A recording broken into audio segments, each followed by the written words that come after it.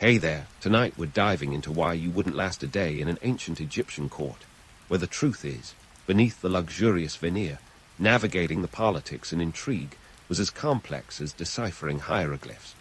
If these stories help you unwind, I'd love a quick like or subscribe, but only if they're genuinely working for you.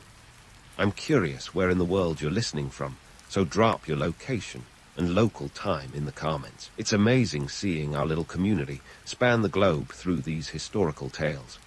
Now make yourself cozy, maybe adjust your room temperature or get that cup of tea, and let's explore tonight's tale together. You find yourself blinking at the gentle play of dawn's light filtering through ornate lattice windows, a golden hue illuminating the structured chaos of an ancient Egyptian palace. Welcome to the year 1250 BCE, where the Nile's waters weren't the only things that ran deep. The intrigues and hierarchies of the Pharaoh's court were a close second. You're not just waking up, you're stepping onto a meticulously choreographed stage where every move, every glance is weighed and measured. As you roll out of a bed that could double as a modern art piece, you're quickly reminded that looking the part is half the battle here. Your morning routine isn't just a matter of splashing your face with water and calling it a day. It's a veritable symphony of ablutions and adornments. Forget your 5-step skincare routine. You're about to embark on a ritual that would make a modern influencer weep with envy. Oils, ointments, and perfumes are your tools of the trade, not just because you want to smell like a dewy lotus, but because in this world, scent is a status symbol. And that scented oil, it wasn't just any old potion. It was likely made from imported myrrh, costing the equivalent of a month's wages for the average farmer. Your wardrobe, too, is a testament to the opulence of the court. We're talking linen so fine it makes silk look like burlap. Remember, this is a culture that practically invented the concept of dress to impress. The Pharaoh's palace is a place where first impressions linger like the scent of those aforementioned oils. Your attire isn't just about looking good. It's a literal badge of your place in the pecking order. And if you thought wearing white was a modern symbol of status, think again. In ancient Egypt, wearing pure white linen was a luxury only the well-heeled could afford. As you step into the bustling corridors of the palace, you're immediately struck by the sheer scale of it all. The Pharaoh's abode is a city unto itself, a labyrinth of rooms and chambers that makes the palace of Versailles look like a quaint cottage. Every corner buzzes with activity. Scribes jotting down the days, tasks on papyrus, servants scurrying about with trays of food fit for a deity, and courtiers engaging in whispered conversations that could shift the sands of power. But let's not get carried away by the grandeur. Beneath the veneer of luxury is a strict social hierarchy that makes the British class system seem like a free-for-all. Everyone knows their place, and woe betide anyone who oversteps it. The court is a tiered society where your worth is directly tied to your relationship with the pharaoh. At the top are the high priests and nobles, their influence as vast as the desert. Below them, the scribes and officials. Think of them as the bureaucratic backbone, the Excel spreadsheets of the ancient world. And somewhere far below, the laborers and common folk toil away, their lives as predictable as the seasonal flooding of the Nile. Now, imagine trying to navigate this social minefield.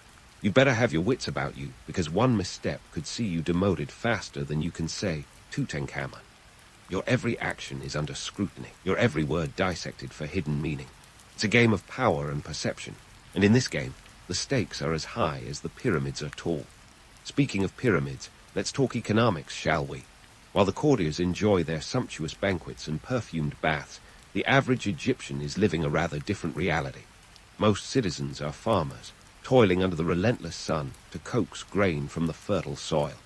Their lives revolve around the whims of the Nile, which, if you think about it, is the ancient world's version of Mother Nature's roulette wheel. Wages, forget it. The pharaoh's subjects paid their dues in labor and crops, a system that would make modern tax accountants tear their hair out. And let's not ignore the elephant in the room, or perhaps the camel, the disparity in wealth.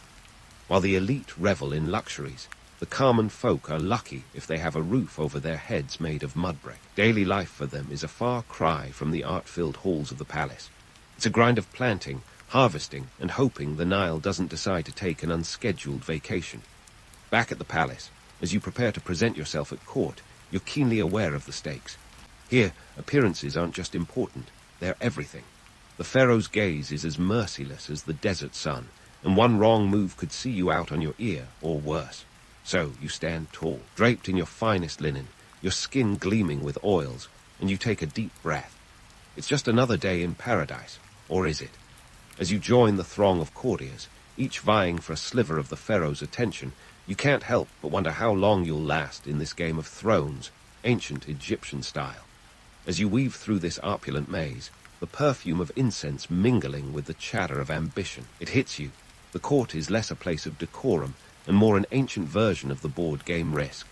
Everyone's jostling for influence, and knowing who's who isn't just useful, it's essential for your very survival. Let's start with the Vizier, the Pharaoh's right-hand man, or as I like to call him, the CEO of Ancient Egypt Inc. This guy isn't just some glorified secretary. He's got his fingers in every pie, from agriculture to architecture. Think Joseph from the Bible, who reportedly served as vizier to Pharaoh during a time of famine. The vizier was the linchpin of the administration, holding the kind of power that could make or break you faster than you can say hieroglyphs. His word was practically law, and he controlled access to the Pharaoh, a gatekeeper to the divine, if you will. And then there are the high priests, spiritual heavyweights with their own agendas. These folks weren't just about chanting in temples or offering incense to statues. They had massive landholdings and controlled a wealth of resources. Their influence was felt in both religious and administrative matters, a dual threat if there ever was one. Take the high priest of Ammon, for instance. During the New Kingdom period, this position became so powerful that it was basically a state within a state. At times, the high priests held more wealth than the Pharaoh himself. Imagine that, a holy man with the financial clout of a Silicon Valley billionaire. Navigating this treacherous landscape required more than just a silver tongue. It needed alliances, those ever-shifting, fragile things. You had to know who to flatter, who to avoid, and who might just stab you in the back if it suited their needs. And make no mistake, court politics was as much about the art of subtlety as it was about outright power plays. The bureaucracy of ancient Egypt was a marvel of its own, a sprawling behemoth that would make even a modern government seem downright nimble. Papyrus scrolls were the spreadsheets of their day, with scribes acting as the data analysts of this ancient world. Decisions, you see, were often a product of who you knew rather than what you knew. Forget meritocracy. This was all about nepotism. The scribes, those unassuming figures hunched over their scrolls, wielded a quiet power. They were the keepers of records, the ones who could make or break a career with a flick of their reed pens. Let's not forget the other courtiers, a motley crew of nobles, military leaders, and officials, each with their own agendas, each trying to curry favor with those above them. It's a high-stakes game where the rules are ever-changing. Take the case of Hormheb, a military general who managed to climb the ladder all the way to the throne itself after the death of Tutankhamun. His savvy maneuvering through the labyrinth of court politics is a masterclass in ambition and timing. In this world, alliances were as crucial as they were unpredictable. One day you're toasting with your allies. The next day you're wondering if that wine's been poisoned. Political marriages, too, were tools of diplomacy, like when Pharaoh Ramesses Roman II married one of the Hittite king's daughters to cement peace between two powerful nations. Talk about taking one for the team. The stakes in this game were astronomical. Fail to navigate these waters, and you could find yourself in a very unenviable position. Exile was the least of your worries. At worst, you could wind up on the wrong end of a crocodile-infested stretch of the Nile. So, as you stand there amidst the grandeur, your eyes scanning the room for signs of danger or opportunity, you realize that in this world, appearances can be deceiving. Behind every smile is a possible threat. Behind every compliment, a potential trap. It's a dance of shadows, a theater of power where the curtain's never truly close and the actors never leave the stage. Think you could handle it? Well, before you answer, remember, it's not just about surviving the day. It's about surviving the days after, each one a fresh trial by ordeal, each one a new chapter in this ongoing saga of ambition and intrigue. And just when you think you've got the hang of this ancient Egyptian court life, where every smile is a potential dagger, let's dive into the intricate web of their legal system, a place where justice wasn't so much blind as it was peeking through its fingers. Welcome to the world of Mad, the divine balance of truth and justice, an ideal so revered it was practically the law's mascot. But before you get too cozy with the idea of ancient fairness, let's peel back the layers and see what really lurked beneath those papyrus scrolls. First off, the legal system in ancient Egypt was a fascinating beast. Picture a courtroom, not with judges and juries, but with officials and scribes, the latter recording every hiccup on papyrus, ancient Egypt's answer to cloud storage. The concept of Maat was central. It wasn't just about truth, but about maintaining cosmic harmony.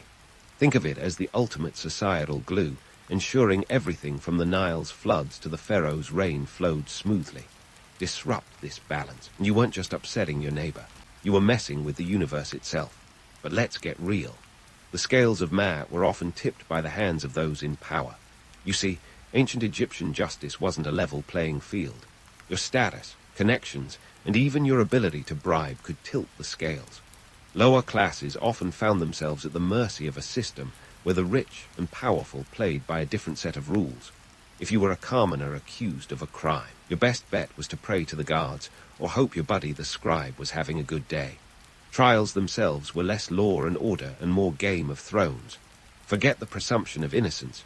You were guilty until proven otherwise, and even then, good luck. The burden of proof was on the accused, and the methods of extracting truth could make modern-day interrogations look like a walk in the park.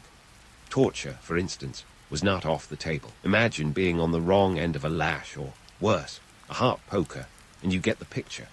Take the case of the tomb robbers of the 20th dynasty, around 1100 BCE.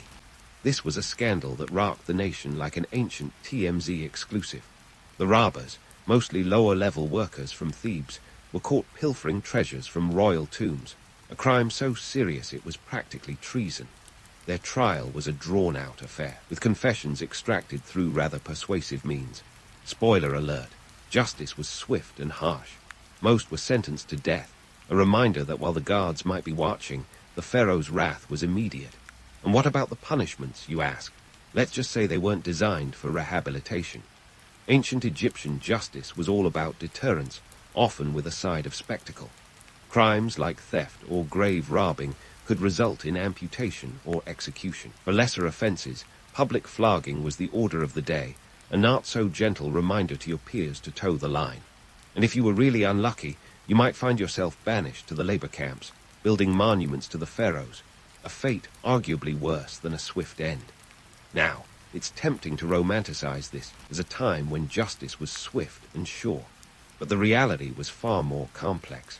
The system was rife with corruption, and the scales of Maat could be easily unbalanced by those with enough clout or coin. It's no wonder that many Egyptians turned to magic and spells for protection and justice, essentially a backup plan when the earthly system failed them. The so-called Heka magic was their recourse, with amulets and incantations aimed at swaying outcomes or protecting against false accusations. Yet, despite its flaws, the legal system was remarkable for its time, a forerunner to many modern concepts of governance and order. It was a society striving for balance, even if it often fell short. And as with any era, it was a reflection of its people's values, ambitions, and yes, their all-too-human failings. So, as you navigate the cutthroat world of ancient Egyptian court life, remember that behind the polished veneer of Maat, justice was as much about power and politics as it was about truth. And while the Pharaoh might have been the living god on earth, even he couldn't escape the complexities of human nature. After all, in a world where you could climb, or fall, faster than the rise and fall of the Nile, who you knew was often as important as what you did.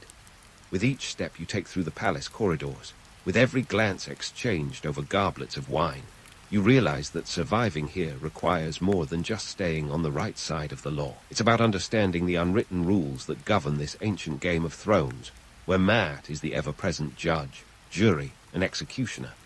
As you tread the ancient palace's hallowed halls, the air thick with incense and ambition, you can't escape the whisper of the gods. Welcome to the spiritual kaleidoscope that is ancient Egyptian court life, where religion isn't just a matter of faith, but a full-time job description. Let's start with the Pharaoh, the headline act in this divine drama. He wasn't just a ruler. He was considered a living god, Horus incarnate, the spiritual glue holding the cosmos together. Forget the concept of separation of church and state. Here, the state was the church. The pharaoh's divine status wasn't just a PR stunt. It was the cornerstone of his power. The people believed that as long as he maintained the cosmic order, the Nile would flood, crops would grow, and life would continue its harmonious dance. Now, this celestial gig came with a hefty to-do list. The pharaoh was expected to oversee a dizzying array of religious ceremonies, each more elaborate than the last.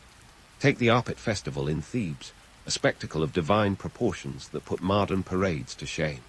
Held annually, this festival saw statues of Ammon, Mut, and Khonsu transported from Karnak to Luxor, a journey of about 2 miles that took days to complete. Picture an ancient Macy's Thanksgiving Day parade, minus the giant balloons and plus a hefty dose of sanctity. But before you get too swept up in this holy pageantry, let's talk logistics. These ceremonies weren't cheap. Think ancient Egypt's version of burning through the royal budget. The cost of offerings alone could feed a village for a month. We're talking about heaps of bread, gallons of beer, and enough meat to start a carnivores club. And let's not forget the incense, frankincense, and myrrh imported from the land of Punt, a trade route that spanned over 1,000 miles. This wasn't just a spiritual exercise, it was an economic juggernaut. The pressure to perform these rituals correctly was immense. Slip up, and you risked angering the guards, a faux pas that could have repercussions as far-reaching as a failed flood or a famine. Imagine the stress of knowing that the prosperity of an entire nation could hinge on whether you flubbed the lines of a sacred hymn. Talk about high stakes. But it wasn't just the pharaoh who had to toe the religious line. The entire court was expected to participate in this divine charade, from the highest priest to the lowliest scribe. Each played a part in the grand narrative, like extras in a never-ending divine soap opera. Failure to show the proper reverence or to participate in the required rituals could see you socially and politically ostracized faster than you can say, Osiris. And let's not overlook the festivals dedicated to the gods, which were less about spirituality and more about social networking. The festival of Sarkar, for instance, was a jamboree in honor of the falcon-headed god of the underworld. Celebrated in the 4th month of the inundation season, it was a time for merrymaking, feasting, and naturally, a bit of divine worship on the side. Skip it, and you might as well have skipped the pharaoh's birthday party. These events were the ancient world's social media, a way to see and be seen, to align yourself with the right people, and if you were lucky, to catch the pharaoh's eye. They were also an opportunity for the court to reaffirm their loyalty to the divine order, a reminder that in this world, piety was politics. But before you romanticize this as a time when everyone was in perfect harmony with the cosmos, let's add a dash of reality. The religious expectations at court were as much about control as they were about devotion. They were a means for the pharaoh to reinforce his authority, a way to ensure that everyone from the high priest to the humble farmer knew their place in the grand scheme of things. In short, religion was the ultimate power play, and like any good power play, came with its fair share of drama. The high priests, wielding spiritual authority, were often at odds with the political elite. Their influence was such that they controlled vast estates, rivaling the wealth of the pharaoh himself. In some periods, like during the reign of the high priest of Ammon, they held more sway than the king, their spiritual clout translating into earthly power. It's the classic tale of church versus state, played out in the shadow of the pyramids. So, here you are, trying to navigate this intricate tapestry of faith and politics, where every incense stick burned and every hymn sung is charged with meaning. It's a world where the divine and the mundane are inextricably linked, where failing to follow the script could see you cast out into the desert of irrelevance. And as you ponder the enormity of it all, from the opulent ceremonies to the simple offerings of bread and beer, you realize that in ancient Egypt, faith was more than a personal belief. It was a public performance, a perpetual balancing act between the earthly and the divine, where the stakes were as high as the heavens themselves. As the day finally draws to a close in the opulent halls of ancient Egypt's royal court, you can't help but feel the weight of it all, like you've just run a marathon in a linen tunic. You've spent hours under the relentless gaze of the pharaoh, participated in rituals that make your average religious service look like a casual brunch, and navigated more political landmines than a Cold War diplomat. It's a wonder anyone got out of bed in the morning. Let's face it, living under the constant scrutiny of Egypt's elite was less about living and more about surviving. The court was a pressure cooker of ambition and paranoia, where every smile was a calculated move and every whisper could be your undoing. Imagine existing in a world where your every action is up for debate, dissected by a crowd of political vultures, eager for the slightest misstep. It's enough to make anyone long for the anonymity of a life far from the palace's prying eyes. And then there's the psychological toll. This isn't just a matter of keeping your head attached to your body, though that was a genuine concern, but of maintaining your sanity in a place where today's ally could be tomorrow's enemy. Trust was a luxury few could afford, and even a fleeting lapse in judgment could lead to a one-way ticket to obscurity or worse. With the stakes so high, it's no wonder ancient Egyptian courtiers were always on edge, living in a state of perpetual hypervigilance that would put a modern-day stockbroker to shame. But let's pull back the golden curtain for a moment and take a hard look at why this environment was so precarious. For all the romanticized tales of pyramids, mummies, and treasures, the reality was far grittier. This wasn't a world of endless parties and eternal sunshine. It was one where the disparity between the haves and the have-nots was as stark as the desert itself.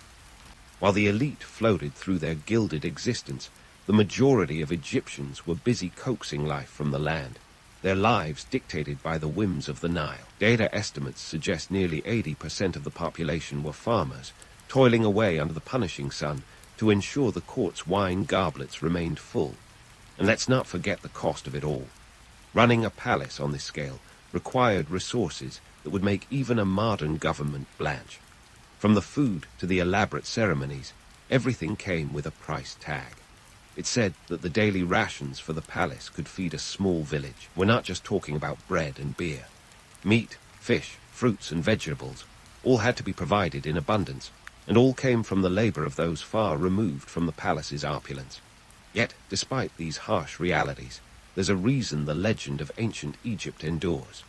The grandeur of the palaces, the majesty of the temples, and the seemingly divine order of it all create a captivating narrative, one that speaks to our fascination with power wrapped in mystery. But scratch the surface, and you'll find a world much like any other, filled with human flaws, ambitions, and the eternal struggle for survival. So why, you might ask, does this matter today?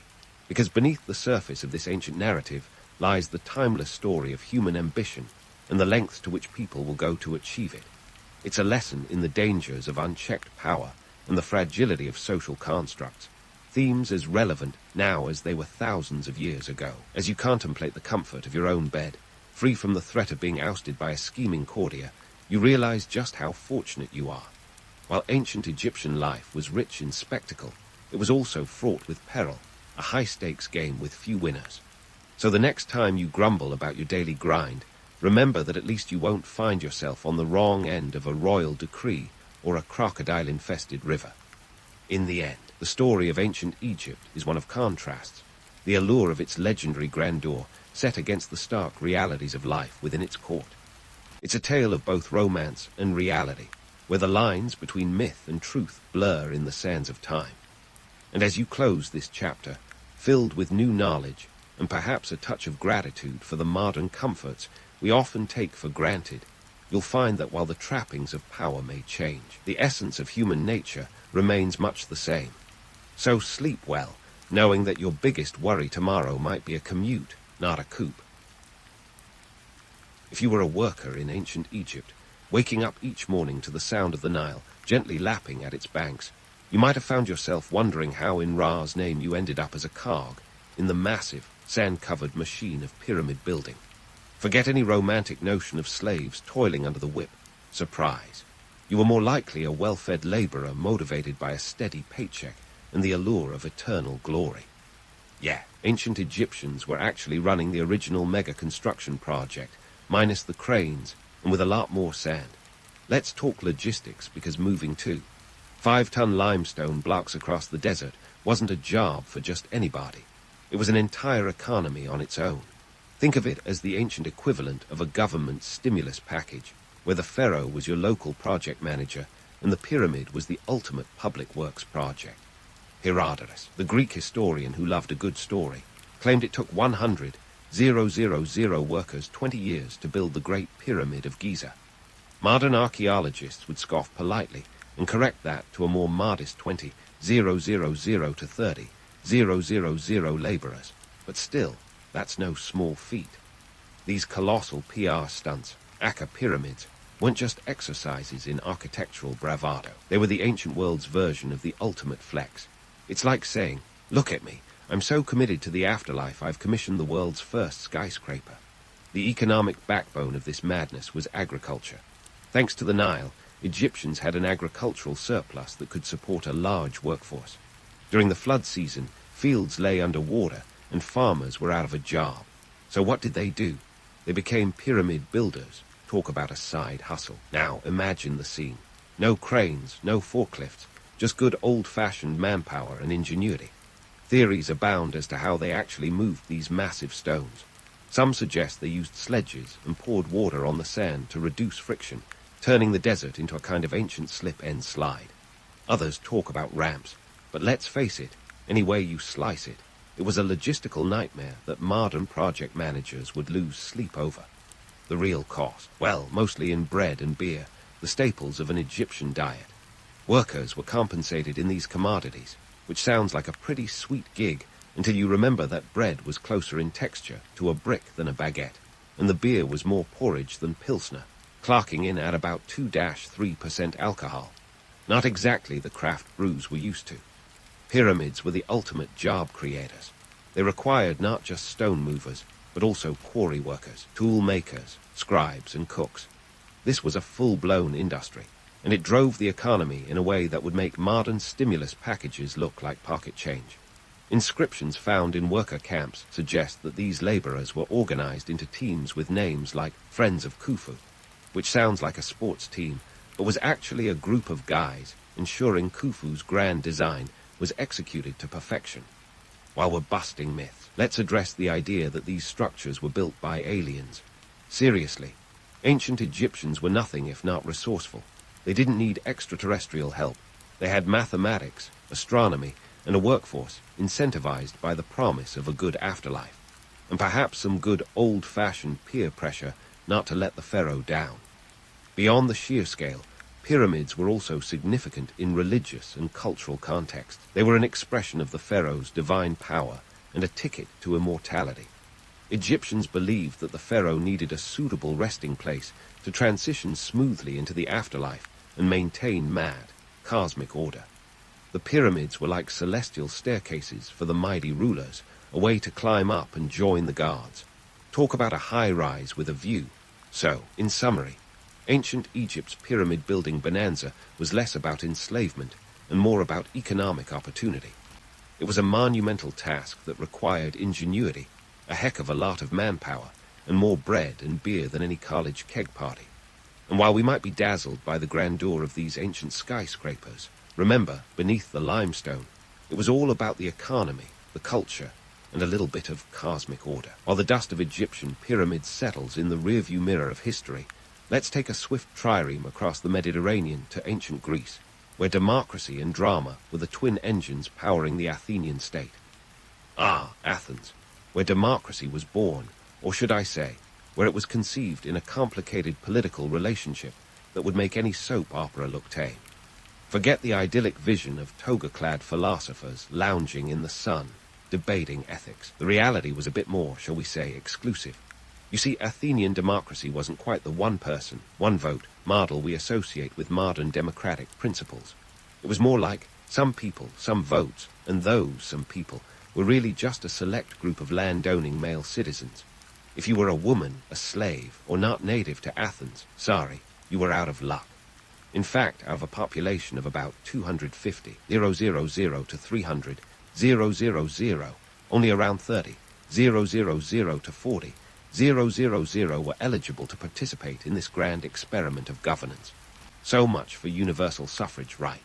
Let's shine a light on the paradox of the freedom-loving Athenians, who, despite their democratic innovations, were also enthusiastic slave owners. Slavery was woven into the fabric of Greek society, like a well-used loom, with slaves making up nearly a third of the population. They were the engine room of the Athenian economy, doing everything from household chores to working in the silver mines of Laurium, which were crucial for funding naval expeditions. Ironically, these slaves enabled their masters to have the leisure time needed for all that philosophical pondering and political maneuvering. Talk about an inconvenient truth hidden behind the gleaming facade of democracy. Speaking of philosophy, Athens was the Silicon Valley of intellectual thought, a buzzing hub of innovation where thinkers like Socrates, Plato, and Aristotle were the ancient equivalents of tech entrepreneurs. But don't let the romanticized image of sandal-wearing sages fool you. Philosophy was often a tool for some serious geopolitical strategizing.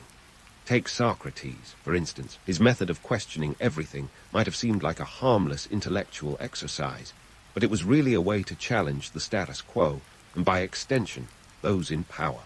No wonder the Athenian authorities felt a little uneasy, and eventually handed him a cup of hemlock. Now, the Athenians were nothing if not savvy when it came to geopolitical chess. Their love for philosophy often masked the realpolitik of their ambitions. The Delian League, initially formed as a mutual defense pact against the Persians, quickly morphed into an Athenian empire in all but name. Member states were expected to pay tribute, essentially a protection racket with a democratic veneer. The result? Athens got rich, building the Parthenon and funding their navy, while other city-states footed the bill, albeit begrudgingly.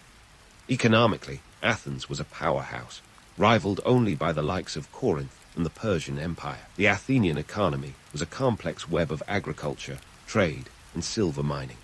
Their currency, the Athenian owl tetradrachm, was the ancient world's dollar, widely accepted from Sicily to the Levant. This economic clout allowed Athens to maintain its naval supremacy, crucial for controlling trade routes and asserting political dominance. But as any financial analyst will tell you, such prosperity often comes with strings attached. Athens' wealth and power inevitably led to the Peloponnesian War, a brutal conflict with Sparta and its allies that lasted nearly 3 decades. This wasn't just a clash of spears and shields. It was a battle of ideologies, democracy versus oligarchy, with Athens and Sparta as the respective champions. The war drained Athens' coffers and frayed the social fabric, exposing the fragility of their democratic experiment. By the end of it, Athens was left battered, its golden age dimmed like an ancient lamp running out of oil. Yet, despite its flaws and eventual downfall, Athenian democracy left a legacy that would echo through the centuries. It was the first time a large community attempted to govern itself through collective decision-making, setting a precedent that would inspire future generations. Sure, it was exclusive, messy, and occasionally hypocritical, but it was a bold step in the human quest for self-governance. So next time you hear someone wax poetic about the glory of ancient Greece, remember that behind every idealized vision lies a reality that's far more complex and tangled. The Athenians might have been pioneers of democracy, but their society was one of contradictions, where freedom and oppression coexisted in an uneasy alliance. It's a reminder that history is never black and white, but rather a tapestry of human ambition, folly, and the eternal struggle for power. As we sail forward, let's keep questioning, much like our sandal-wearing philosopher friends, and uncover the layers of history that have shaped our world today. As the sun sets on Athens, casting long shadows over the ruins of democracy's birthplace, our historical time machine shifts gears and lands us smack dab in the bustling heart of ancient Rome. Ah, Rome, the empire that wasn't built in a day, but certainly knew how to get around quickly once it was. Let's talk about Roman roads and aqueducts, those feats of engineering that kept the empire's heart beating and its legions marching. First up, Roman roads. Forget the modern obsession with self-driving cars and hyperloops. The real OGs of transportation infrastructure were the Romans. These guys took the phrase, "all roads lead to Rome," seriously. At their peak, they had over 250,000 miles of roads crisscrossing the empire, about 50,000 miles of which were paved. Yes, paved with actual stones, not just dirt tracks. If you thought your local DOT had a tough job, try maintaining a network that stretched from Britain to Egypt. The secret formula, a genius mix of practicality and military necessity. Roman roads were the empire's veins, designed to move troops and supplies efficiently. They were built with layers, a foundation of stones, followed by gravel, and topped with tightly fitted paving stones. This wasn't just about durability. It was a strategic move to ensure the Roman legions could march swiftly to quash rebellions or expand the empire's borders. The Appian Way, one of the oldest and most famous roads, was started in 312 BCE and stretched over 350 miles. Not too shabby for an ancient highway. But before you get misty-eyed about the romance of cobblestones, let's bust the myth that these roads were all smooth sailing. Roman roads were notoriously uneven, with stones often dislodging. Imagine driving your chariot over a series of speed bumps. And the drainage, let's just say it left a bit to be desired. Yet, despite these hiccups, they were a marvel of engineering that connected the empire like a giant, ancient spider web. Now, let's pivot to aqueducts, the unsung heroes of Roman urban planning. While roads facilitated movement, aqueducts brought life-giving water into cities, transforming them into bustling metropolises. Without these aquifers, Rome would have been nothing more than a glorified campground. The first aqueduct, Aqua Appia, was constructed in 312 BCE, and by the time the empire was at its zenith, there were 11 major aqueducts serving the city, stretching over 300 miles. These structures were gravity-powered, relying on a gentle slope to transport water from distant sources into the heart of Rome. The Romans were no fools when it came to the nitty-gritty of hydraulics. They used a combination of tunnels, bridges, and siphons to navigate the tricky terrain. And they didn't skimp on the grandeur.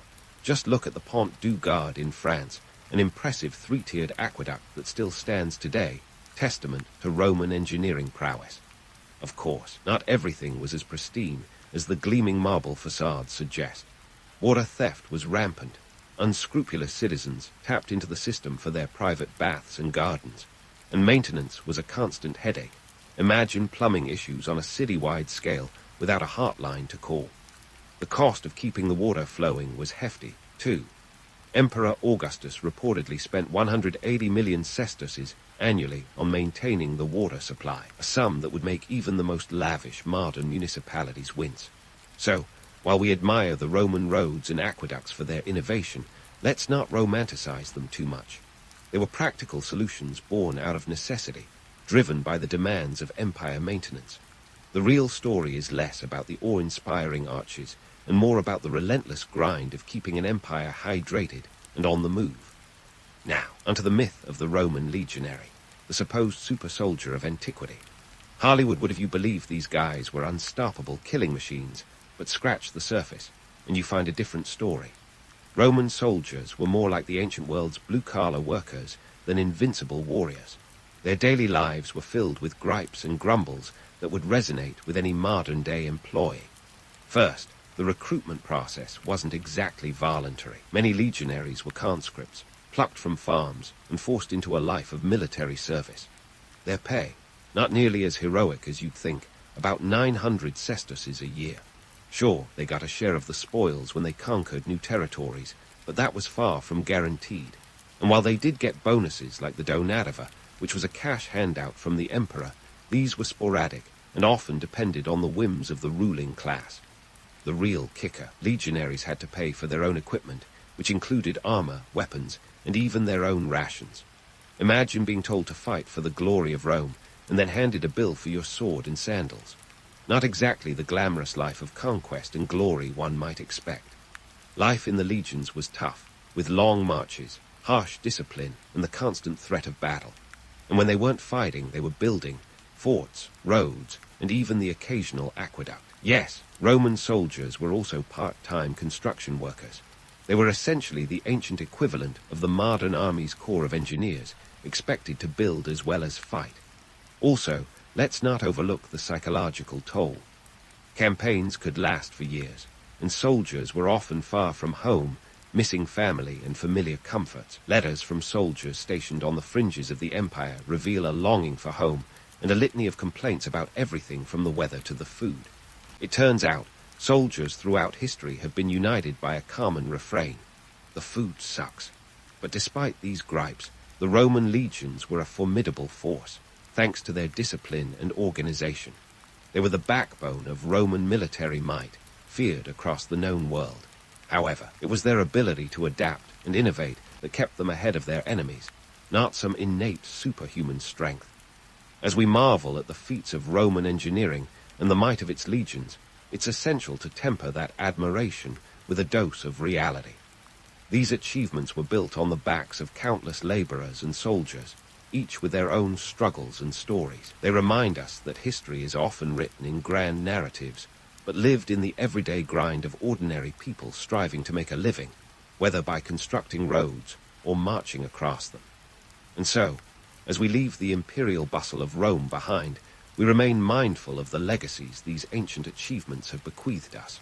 From infrastructure to military tactics, the Romans left an indelible mark on history, a reminder that even the mightiest empires rely on the sweat and toil of their people.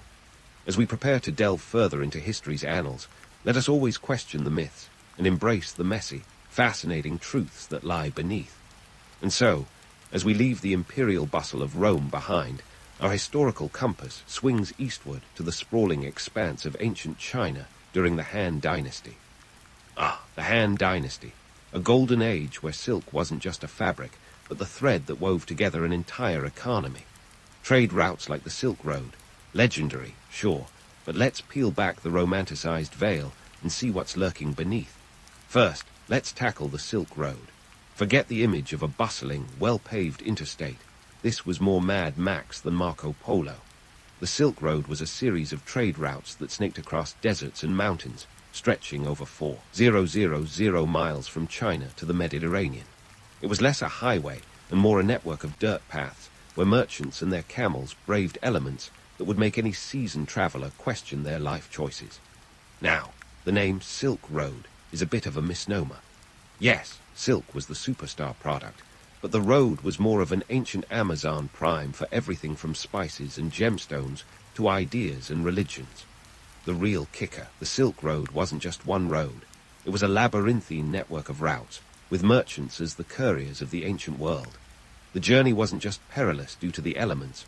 Bandits made it their business to relieve traders of their goods, often with a pointy persuasion. So much for the romantic notion of carefree merchants on a cultural exchange. Let's talk economics, because, in the end, that's what drives history, right? The Han Dynasty was a powerhouse of trade, but getting goods from point A to point B was no walk in the park.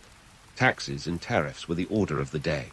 Traders paid tolls at every turn, greasing the palms of local officials to ensure safe passage. Imagine a bureaucratic toll booth every few miles, and you're halfway there. The taxes collected weren't just pocket change. They were a significant source of revenue that funded everything from border defense to lavish court banquets. Speaking of bureaucracy, the Han Dynasty had it in spades. This was a society that took paperwork to an art form, the backbone of this bureaucratic behemoth, Confucianism. Now, Confucius might conjure images of wise sayings and philosophical musings, but during the Han Dynasty, his teachings were the blueprint for governance. The idea was to create a harmonious society where everyone knew their place, from the emperor down to the lowliest peasant. And boy, did they love a hierarchy. The Han emperors implemented Confucian ideals to maintain order, but let's face it, sometimes it spiraled into absurdity. Picture a world where a minor official's job was to determine the correct length of a quill pen or the precise angle of a hat tassel. Sounds like a Monty Python sketch, right? Yet, this bureaucratic rigor was what kept the wheels of the empire turning, ensuring that grain taxes were collected and borders were defended. Confucianism wasn't just about order. It was about education and meritocracy, or at least the appearance of it. The civil service exam was born here, a grueling test that determined who got to climb the bureaucratic ladder. It wasn't just about knowing your Confucius from your Laozi. It was a test of endurance. Imagine cramming for an exam that could make or break your career, with success measured in how well you could regurgitate classical texts. It was like the ancient SATs, only with more calligraphy and fewer multiple-choice questions. Despite the red tape, the Han Dynasty thrived, becoming a cultural and economic titan. The empire's prosperity was built on the backs of hard-working farmers and traders who kept the economy humming. Agriculture was the backbone, with innovations like iron plows and crop rotation boosting productivity. But life for the average farmer wasn't all sunshine and rice paddies. Many were tenant farmers, paying hefty rents to landowners, a situation that would make modern landlords look like saints. In this world of contrasts, where opulent silk flowed alongside bureaucratic drudgery. The Han Dynasty navigated the complexities of trade and governance with a mix of Confucian wisdom and realpolitik. It was a society striving for harmony, but often stumbling over its own rules and regulations. So next time you slip into a silk robe or ponder the mysteries of the Silk Road, remember the grit and grind behind the glamour. As we prepare to chart further into the annals of history, let's keep in mind that beneath the shimmer of silk and the orderly facade of Confucianism lies a reality that's far more gritty and tangled. From the bustling markets to the dusty trade routes, the Han Dynasty's legacy is one of ambition, bureaucracy, and the eternal dance between chaos and order. With the Han Dynasty's tapestry of silk and bureaucracy unfurled, let's jet-set across the ancient world and take a whirlwind tour of the incredible innovations that shaped civilization as we know it. Spoiler alert. It turns out humans have been remarkably consistent in their eccentricities, blending brilliance with a dash of chaos, much like your average late-night infomercial. First, let's take a detour to the Indus Valley, an ancient civilization that often gets overshadowed by its flashier neighbors. Picture this. Around 2500 BCE, you have the cities of Harappa and Mohenjo-Daro, boasting urban planning that would make a modern city planner weep with envy. Streets laid out in perfect grids, advanced drainage systems, and even public baths. Yes, public baths, because cleanliness is apparently next to godliness, even when your gods are carved into soapstone. The kicker, they did this with no apparent centralized government, a feat that makes you wonder how anyone gets anything done without a bureaucratic overlord breathing down their neck. But let's not get too starry-eyed. Despite their urban sophistication, we know frustratingly little about the Indus people.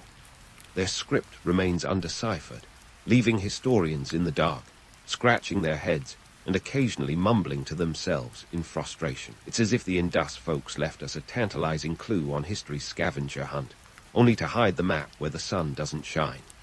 Zip over to Mesopotamia, the cradle of civilization, where the Sumerians decided that life without riding wasn't worth living. Enter cuneiform, the world's first known riding system, circa 3200 BCE. These wedge-shaped symbols carved into clay tablets were the ancient version of Twitter, brief, to the point, and often about taxes. Yes, taxes, because even in ancient times, the only certainties were death, taxes, and your clay tablet accidentally getting smudged. But the Sumerians weren't just number crunchers. They dabbled in astronomy, mathematics, and brewed up the first beer. Talk about a civilization that knew how to mix work with pleasure. Now, let's fast forward to the glories of the Maya civilization, circa 250 CE, where their knack for astronomy was only matched by their enthusiasm for human sacrifice. The Maya developed a calendar system that was so accurate it could predict solar eclipses centuries into the future. Take that, modern meteorologists. Meanwhile, their pyramids soared skyward in places like Tikal and Kapan, testaments to their engineering prowess, and perhaps their desire to give even the sun a run for its money. But before you grab your telescope and start planning a Maya-inspired stargazing party, remember that their society was deeply hierarchical, with a penchant for warfare and blood rituals.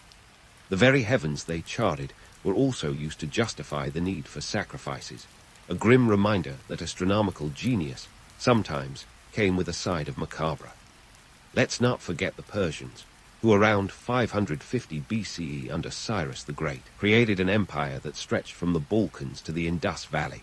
They pioneered the concept of the satrapy, a sort of ancient franchise system where local governors, or satraps, managed regions in exchange for loyalty and taxes. It was governance with a twist of decentralization, a precursor to modern federalism. The Persians also built the Royal Road, a 600-mile stretch that connected their empire, ensuring that news, goods, and imperial decrees could travel at a speed that would make the Pony Express jealous. Yet, for all its grandeur, the Persian Empire was a melting pot of cultures and languages, which meant that misunderstandings and rebellions were as common as sand in the desert. Keeping such a diverse empire in check required more than just roads and satraps. It required a delicate balance of diplomacy and might, a dance that even the most skillful rulers sometimes flubbed. Now, as we loop back to ancient China, it's impossible not to marvel at the Great Wall, that colossal snake of stone stretching over 13,000 miles. Originally built during the Qin dynasty around 221 BCE and expanded by later dynasties, it was less about keeping out invaders and more about projecting imperial power. The wall was a statement, a testament to the idea that if you build it, they might not come, at least not without a considerable effort. But here's the rub. The wall was never a continuous barrier and often required constant repair. Its real legacy was less about military might and more about the sheer audacity of human endeavor. So what do these ancient innovations tell us about humanity's enduring eccentricities? For one, we've always had a knack for creating extraordinary solutions to ordinary problems, whether it's moving water across a desert, charting the stars, or keeping an empire stitched together with roads and bureaucracy. Yet, we've also been equally adept at creating new problems in the process. Bureaucratic red tape, societal hierarchies, and occasional bouts of hubris that led to spectacular downfalls. These lessons from antiquity resonate through the ages, echoing in our modern world. The roads we travel, the systems we build, and the innovations we champion all have roots in these ancient endeavors. The genius of the past reminds us of our potential, while their follies serve as cautionary tales. So next time you marvel at a skyscraper or curse a traffic jam, spare a thought for those ancient trailblazers who, with stone and sweat, laid the foundations of our world. As we wrap up this journey through time, let's remember that history isn't just a series of dates and events. It's a tapestry woven from the lives of people striving, succeeding, failing, and sometimes stumbling into greatness. In the end, perhaps the most enduring lesson is that our quirks and eccentricities, those things that make us oh so human, have been with us since the dawn of civilization. And while the tools and technologies may have changed, the essence of who we are remains remarkably familiar. So here's to history, a mirror reflecting both our triumphs and our follies, a reminder that while times change, human nature often takes the scenic route.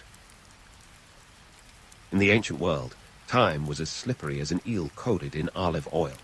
Just ask the Egyptians and Babylonians, those early masters of the sun and stars.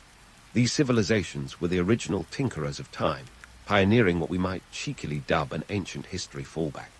Long before we were cursing daylight saving time, these ancient societies were already fumbling their way through a cosmic calendar of their own making. The Egyptians, those pyramid-building prodigies, were remarkably obsessed with the sun.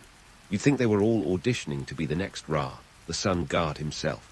Around 1500 BCE, they devised a calendar system that revolved around the rising of Sirius, the dog star, coinciding with the flooding of the Nile, a celestial heads-up for farmers to get their act together. Their calendar boasted a 365-day year, which sounds pretty familiar, right?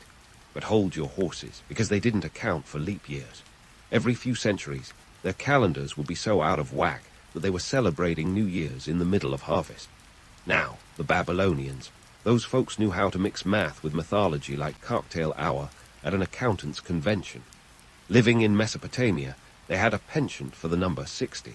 Their time was divided into chunks of 60 minutes, each minute with 60 seconds, all thanks to their sexagesimal system. While they're to blame for making us all think in terms of 60, they also gave us the zodiac signs. So next time you check your horoscope, you can thank, or curse, the Babylonians. But let's not pretend they were infallible. Their lunar calendar needed regular tweaking to keep up with the sun, leading to the occasional month being thrown in just because. The Egyptians and Babylonians weren't just playing around with numbers for fun. No, they were wrangling with calendars to keep their empires in sync. Imagine trying to organize a society without a universal concept of time. It'd be like planning a rock concert without a schedule, chaos and confusion everywhere. But these early attempts were far from perfect. The Egyptians, with their 365-day year, created a slow-motion drift that would have made any modern planner cringe. Meanwhile, the Babylonians need to add an extra month whenever things got messy was like hitting the snooze button on a cosmic scale. And then there's the whole daylight thing. While the Egyptians and Babylonians didn't fall back or spring forward, their methods of dividing daylight were, let's say, inventive. The Egyptians had this bright idea of dividing the day into 12 hours of daylight and 12 hours of darkness. But here's the kicker. The length of an hour changed with the seasons. So, an hour in summer wasn't the same as an hour in winter. It's like trying to watch your favorite show with a remote control that keeps changing the episode length. But the Babylonians had their own quirks. They were all about those 12 lunar months, which meant their year was about 354 days long. To keep the whole thing from going haywire, they'd occasionally throw in an extra month. Imagine that. One year you're celebrating your birthday in June, and the next you find it sneaking into July. And we thought our modern calendars were tricky. Despite these hiccups, their systems worked most of the time. They managed to keep agriculture, religious festivals, and bureaucratic affairs humming along. Not perfect, but hey, nobody was setting their crops by the atomic clock. The Egyptians and Babylonians were essentially the beta testers of the calendar world, pioneers of a time when measuring the passage of days and years was still a bit of an art form. So, as you wrestle with your own alarm clock and grumble about daylight saving time, remember that ancient civilizations were no strangers to temporal chaos. The Egyptians and Babylonians may not have had it all figured out, but they laid the groundwork for our modern understanding of time. Missteps, mathematical misadventures, and all. And if you're still not convinced of their legacy, just remember, you could be living in a world where the length of an hour changes with each passing season. Now that's a time warp nobody wants to revisit. Now, speaking of time warps, let's dive into the Roman Empire's fantastically flawed calendar escapades. Before Julius Caesar decided to play celestial handyman, the Romans were living in a temporal funhouse. Their original calendar was a bit like a Roman chariot race, thrillingly unpredictable and prone to catastrophic pile-ups. The Roman calendar, pre-Caesar, was a hot mess, a 355-day year with months that seemed to be named by someone spinning a wheel of fortune. This peculiar setup meant that every so often the Romans had to throw in an extra month called Mercedonius. Why? Well, just to keep the seasons from slipping into complete disarray. Picture this. Your favorite festival suddenly lands in the wrong season, like Christmas in July. For the Romans, it was less about holiday cheer and more about keeping agricultural activities lined up with the right time of year. Now, why 355 days? The Romans, being the pragmatic folks they were, based their calendar on the lunar month, which is roughly 29. 5 days. Multiply that by 12, and voila, you've got a calendar that's about 10 days too short. But hey, what's a few days here and there, except when it throws your whole agrarian economy out of sync? Enter the Pontifex Maximus, the high priest who had the unenviable job of declaring when these extra days or months would be inserted. It was a role ripe for manipulation. Need more time to finish a political term, or just want to mess with your rival's election plans? Just slip in a few extra days or a whole month. In a world without digital clocks, this was the ultimate power play. It's as if the Romans had their very own version of daylight saving time, but with a twist. It was at the whim of a political elite, rather than dictated by energy-saving policies. But here's where it gets truly wild. The Romans managed to invent a form of accidental time travel. Yes, really. Because the calendar was so erratic, days would mysteriously vanish or reappear, as if by magic. You go to bed on the 15th of February and wake up on the 23rd, scratching your head and wondering if you'd slept through a week-long toga party. Or you might find yourself celebrating your birthday twice in the same month, which sounds fun until the hangover sets in. This celestial chaos wasn't just a headache for the average Roman farmer. It was a bureaucratic nightmare. Taxes, military campaigns, religious festivals, everything hinged on timing. And when the calendar was as reliable as a politician's promise, things got messy. Imagine trying to plan a harvest when you're not even sure what month it is. It's like running a marathon with no finish line in sight. Economically, the implications were vast. The agricultural calendar was thrown off, causing disruptions in food production and trade. And let's not forget, in an empire where communication was limited to the speed of a horse, a misaligned calendar could mean missing out on crucial political events or military campaigns. You could march your legion to the wrong battlefield on the wrong day, a logistical disaster of epic proportions. The myth of Roman efficiency takes a bit of a hit here, doesn't it? We love to think of them as the ultimate organizers, masters of roads and aqueducts. But when it came to time management, they were winging it with the best of them. It wasn't until Julius Caesar, in his infinite wisdom, or perhaps frustration, decided enough was enough. He looked at the mess and figured it was time for a cosmic spring cleaning. But that's a story for another day. Ultimately, the Roman calendar debacle serves as a reminder of human fallibility, even in the most powerful of empires. It's a testament to the fact that no matter how sophisticated a society becomes, it can still trip over its own proverbial sandals when it doesn't keep an eye on the clock. So next time you're cursing your snooze button, spare a thought for the Romans, who might have woken up in a completely different month altogether. Isn't it a comfort to know that our ancestors were just as prone to temporal tomfoolery as we are today? If you thought the Romans had cornered the market on temporal chaos, wait until you get a load of the medieval era. It was a time when tracking the hours was as elusive as catching a greased pig at a village fair. You see, as Europe stumbled its way out of the so-called Dark Ages, the monks and monasteries became the unlikely heroes in our quest to tame time. Yes, those pious fellows in their drafty cloisters took on the Herculean task of timekeeping. And boy, did they have their work cut out for them. Picture this. It's the Middle Ages, and the concept of time is about as clear as a muddy puddle. With the Roman calendar in shambles, and the sun's position still the go-to method for guessing the time, the monks stepped up to the plate with their own brand of celestial organization. In a world where the average peasant was more concerned with the next meal than the ticking of a clock, monasteries were the bastions of stability, and their daily routines depended on a regular schedule. Enter the canonical hours, a series of specific times for prayer throughout the day that had monks hopping out of bed before the rooster even thought about crowing. The canonical hours were a bit like a medieval version of the modern workday, but with more chanting and less coffee. The day started with matins, the pre-dawn prayer session that would make any night owl shudder. Then came lauds at sunrise, prime at the first hour of daylight, and so on, right through to compline in the evening. These time slots were crucial for monastic life, and keeping them in sync with the actual daylight hours was a challenge that required some creative solutions. Enter the mechanical clock, the medieval marvel that got its start in the monasteries. The earliest versions were more about bells and whistles, literally, than precise timekeeping. These clocks didn't have faces like the ones we know today. Instead, they relied on a series of gears and weights to strike bells at the appointed hours. Think of it as a medieval alarm system, designed to ensure that Brother Benedict didn't miss his morning invocation. Now, let's talk about the economic angle, because, believe it or not, the invention of the clock wasn't just a holy endeavor. It was also about cold, hard cash, or more accurately, land and power. You see, monasteries were wealthy institutions, often owning vast swaths of land, and wielding significant influence over their local areas. By controlling time, they also controlled the labor force. If you could dictate when the day began and ended, you held sway over when people worked, rested, and worshipped. Talk about a power play. But here's where it gets juicy. The monks, despite their divine mission, were not immune to the odd blunder or two.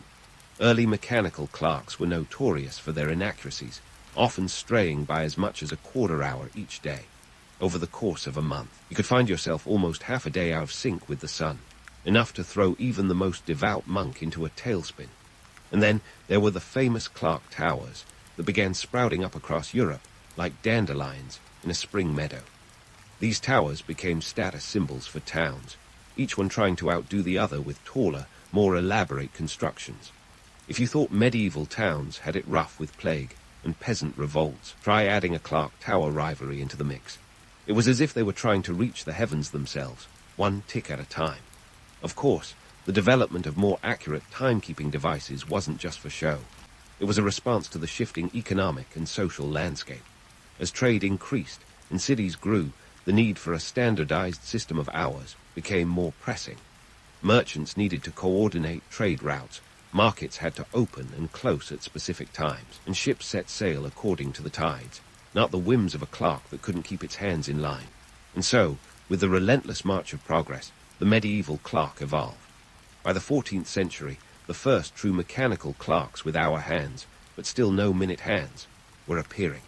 These were the precursors to the clocks we know today, and they slowly began to bring order to the chaos of medieval life. But let's not pretend it was an overnight success. The transition from sun time to clock time was a slow and often painful process, filled with its share of missteps and misunderstandings. Yet, despite the hitches and hiccups, the medieval era laid the groundwork for our modern understanding of time. The monks, with their relentless devotion to routine, and the clockmakers, with their innovative tinkering, unwittingly set the stage for the temporal precision we take for granted today. So next time you glance at your wristwatch, or check your phone for the time, spare a thought for those medieval monks who toiled in their stone towers, counting the hours with little more than gears and gravity. As we leave the cloistered halls of medieval monasteries behind, we're on the cusp of an age where time would become even more regimented and standardized. The shift from the unpredictable rhythms of nature to the measured tick-tock of machinery was just beginning. In the next chapter of our temporal tale, we'll see how this evolution continued to unfold, reshaping societies and economies in ways those early monks could never have imagined. But that's a story for another time. As we step out of the echoing halls of medieval monasteries, clutching our newfound mechanical tickers, we find ourselves hurtling headlong into the Renaissance, a period where the obsession with precision timekeeping transformed from a monastic quirk into a full-blown societal fixation. It's like watching the world go from a sundial to a smartwatch overnight, with all the chaos and confusion you'd expect from such a leap. The Renaissance and Enlightenment periods were like a grand coming-of-age story for time itself. They took it from the shadowy alcoves of monasteries and thrust it into the bustling squares and marketplaces of Europe, where everyone from merchants to monarchs suddenly had a vested interest in what the clerk had to say. Now, before we dive headfirst into this temporal revolution, let's talk about the cast of characters who made it all possible. Imagine a league of eccentric inventors who were part mad scientist, part visionary artisan. These were the folks who, armed with little more than a few gears and a burning curiosity, revolutionized our relationship with time. Take, for instance, Peter Henlein, a German locksmith from Nuremberg, who in the early 1500 decided that time deserved a makeover.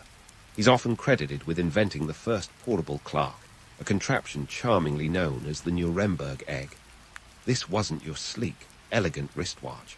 It was more akin to strapping a small, ticking casserole dish to your belt. But hey, it was portable, sort of, and marked a shift towards personal timekeeping. Henlein's invention was a game changer, and not just because it allowed people to carry time around like a medieval Fitbit. It marked the beginning of a shift towards a society where punctuality was no longer optional. Before this, time was a communal affair.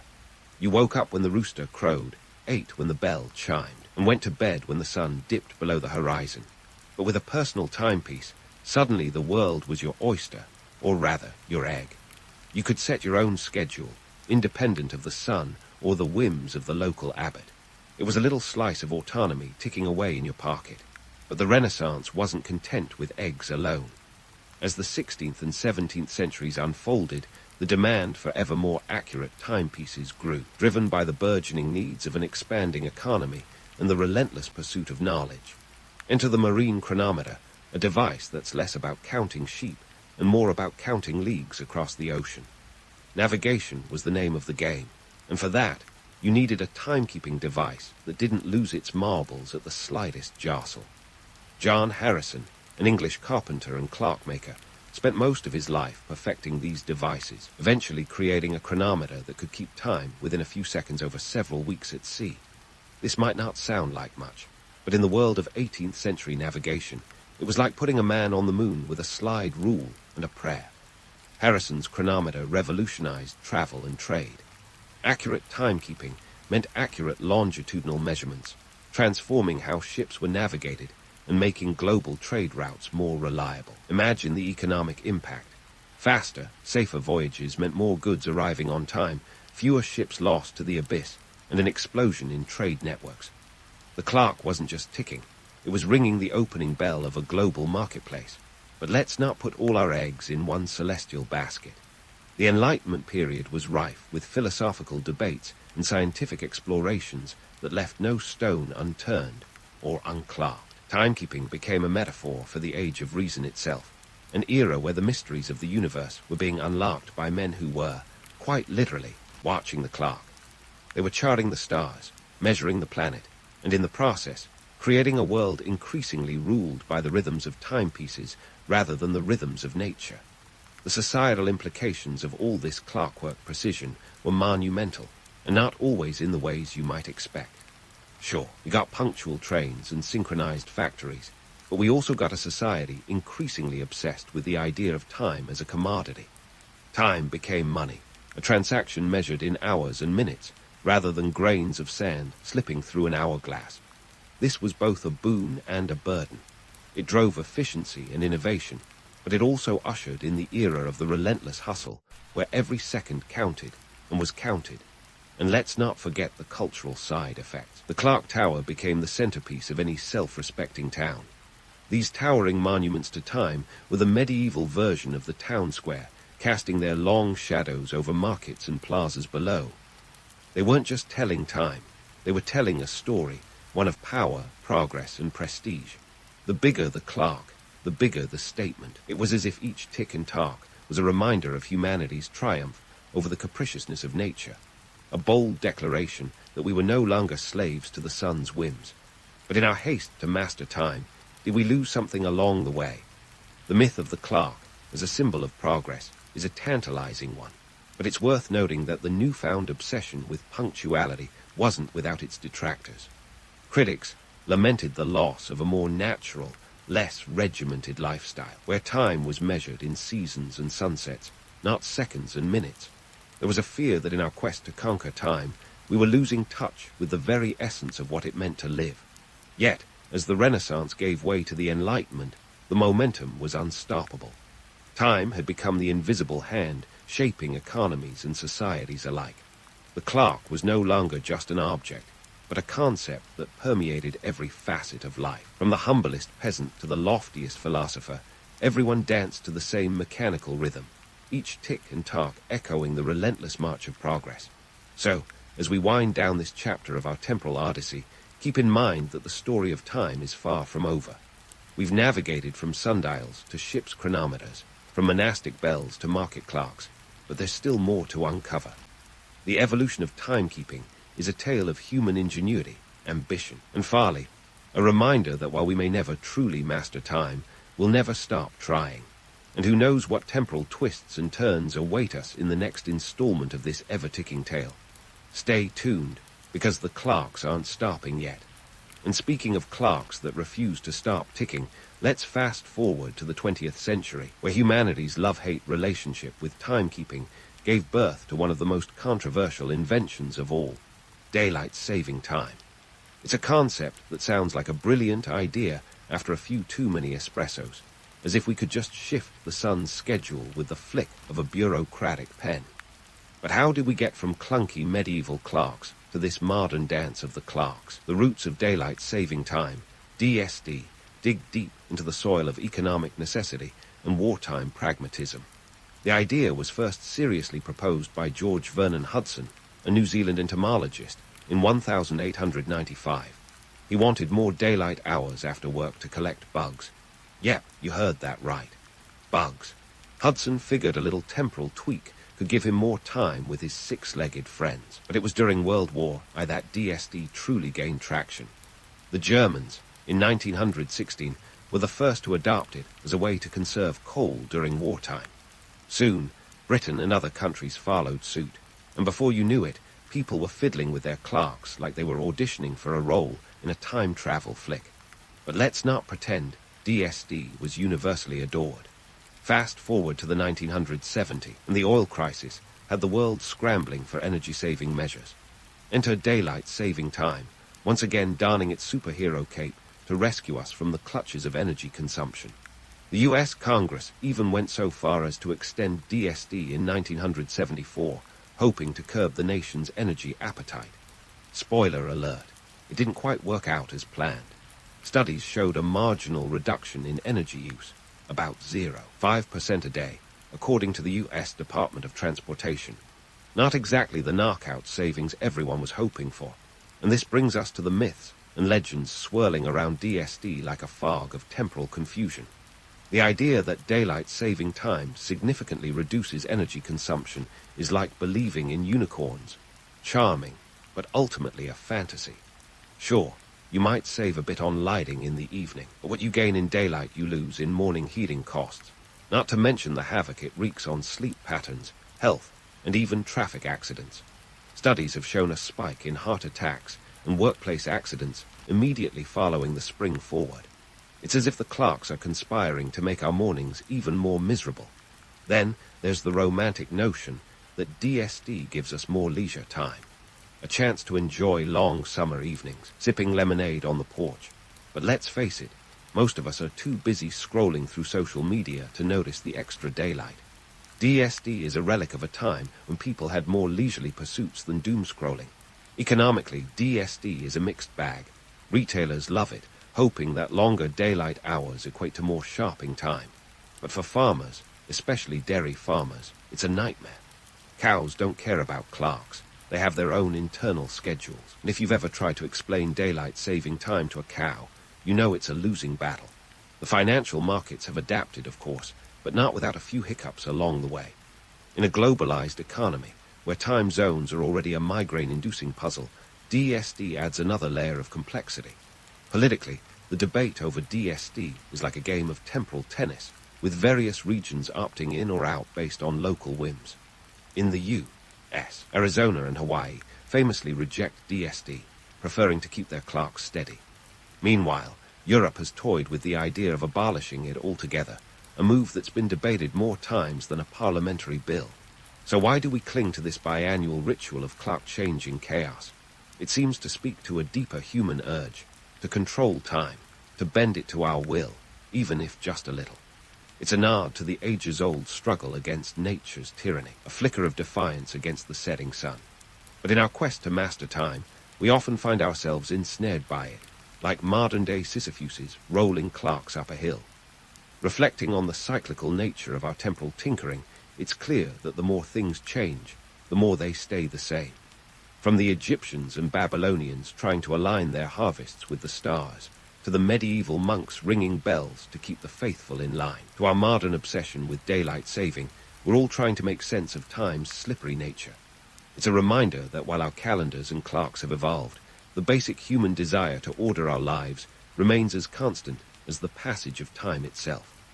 In conclusion, daylight saving time is a testament to our continued dance with the clock, a sometimes awkward, often contentious tango that reflects our ambitions, our follies, and our enduring spirit. As we flip our clocks forward and back, grumbling all the while, we're participating in a grand historical tradition. We're the latest actors in a drama that's been playing out for millennia. So next time you find yourself fumbling with your alarm clock, just remember you're in good company. From ancient astronomers to medieval monks to modern-day bug hunters, humanity's quest to control time is a timeless tale. And if there's one thing history teaches us, it's that time waits for no one. But that's never stopped us from trying to catch it. In the bustling heart of ancient Mesopotamia, long before the days of Wall Street traders and their caffeine-fueled escapades, there were merchants decked out in linen robes, haggling over the price of goats with more intensity than a stockbroker on the trading floor. These ancient entrepreneurs were the real deal, navigating the complex world of barter and trade with an acumen that would put modern-day executives to shame. Now, let's talk about cuneiform bookkeeping, a system so ancient its creators were probably still figuring out how to get the clay tablets to stop smudging. Picture this: merchants, quill in hand, inscribing tiny wedge-shaped characters with the precision of a surgeon. These were the original spreadsheets, folks, and they were no Excel. Every transaction, every loan, every debt was meticulously recorded in clay, which might not sound very secure, but hey, it beats losing your data to a computer virus. The cost of a goat in silver shekels was a serious matter.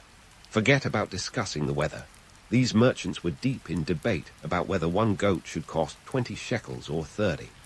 And yes, those numbers might sound arbitrary, but in the grand scheme of Mesopotamia, they were as vital as the fluctuations of the Dow Jones. One wrong move, and you could end up with a herd of overpriced goats and a bankruptcy notice chiseled in stone. But why all this obsession with cuneiform and livestock, you ask?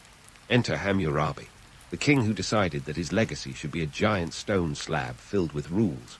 Let's be honest, no one was curling up with Hammurabi's code for a bit of light reading before bed. This was serious business, with real consequences. The laws were etched into basalt for eternity, because nothing says, "Obey me," like a 7-foot-tall rock. Hammurabi wasn't just writing laws.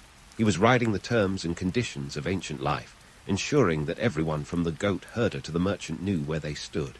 In a society where chaos could reign supreme without some guidelines, Hammurabi's laws were the ancient version of terms and conditions. Only you couldn't just scroll to the bottom and click. I agree. Each edict was a lesson in accountability, fairness, and the occasional draconian measure, like paying with a bit more than your dignity if you shattered someone else's clay tablet. But let's not oversimplify things. The romantic notion of a wise king bringing order to his kingdom is just one side of the clay tablet. Sure, Hammurabi was no doubt a savvy ruler, but this was as much about power as it was about justice. By establishing a comprehensive legal code, Hammurabi wasn't just ensuring peace. He was solidifying his authority, like an ancient CEO laying down corporate policy with a chisel. So, what does this all mean in the grand tapestry of history? These merchants and their goat-related escapades were the gears of an economic engine that powered one of the first great civilizations. They laid the groundwork for trade networks that would stretch across continents and centuries. And Hammurabi, with his monumental set of laws, wasn't just a lawmaker. He was a pioneer of governance, a trailblazer for legal systems that would shape societies long after his kingdom turned to dust. In the end, Mesopotamian merchants and Hammurabi's code remind us that even in the ancient world, the dance of economics and law was as intricate and essential as it is today. They were the unsung architects of a world that, in more ways than we might realize, still echoes in our own. If Mesopotamian merchants were the early architects of trade and law, Egypt was where ambition met sheer stone and ambition won. Welcome to the land of the pyramids, not just colossal selfie magnets, but the ultimate flex of ancient engineering prowess. Forget the idea of pyramids as mere tombstones for pharaohs.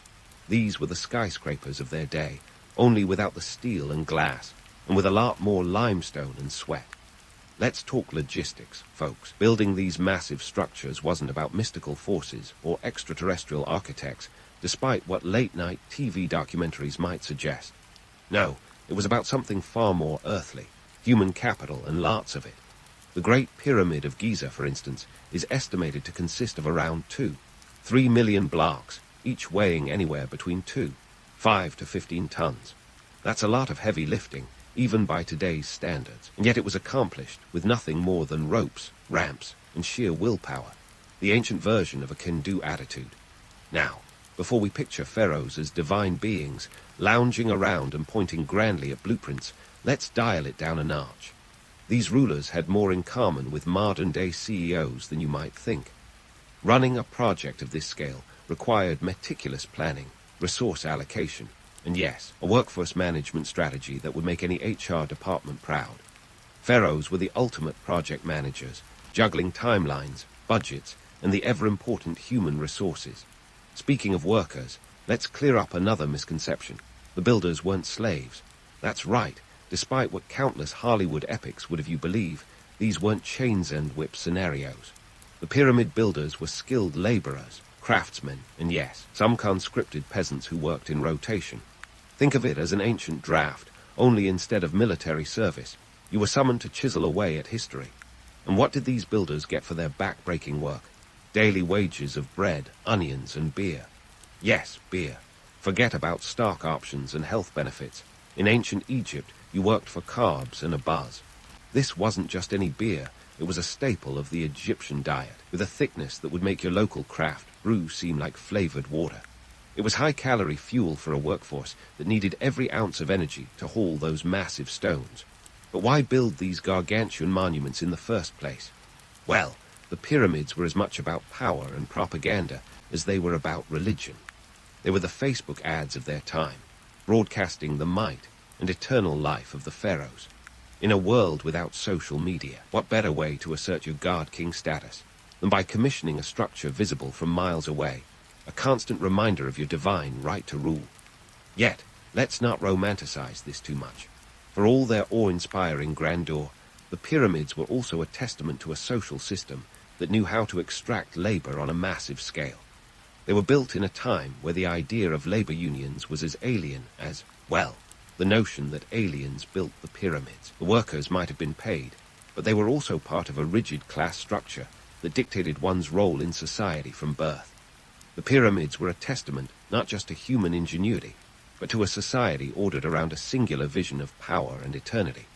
So, while we marvel at the pyramids today, let's remember the thousands of workers who toiled under the scorching sun, their hands calloused, but their spirits fueled by a simple meal and a jug of beer. They were the unsung heroes of an architectural feat that has defied millennia, a feat that continues to remind us just how far human determination can go when ambition knows no bounds. And with that, we're only just beginning to scratch the surface of ancient Egypt. There's still much more to uncover, from the politics that shaped these monumental projects to the everyday lives of the people who lived in their shadow. But that's a story for another time, as we dive deeper into the sands of history.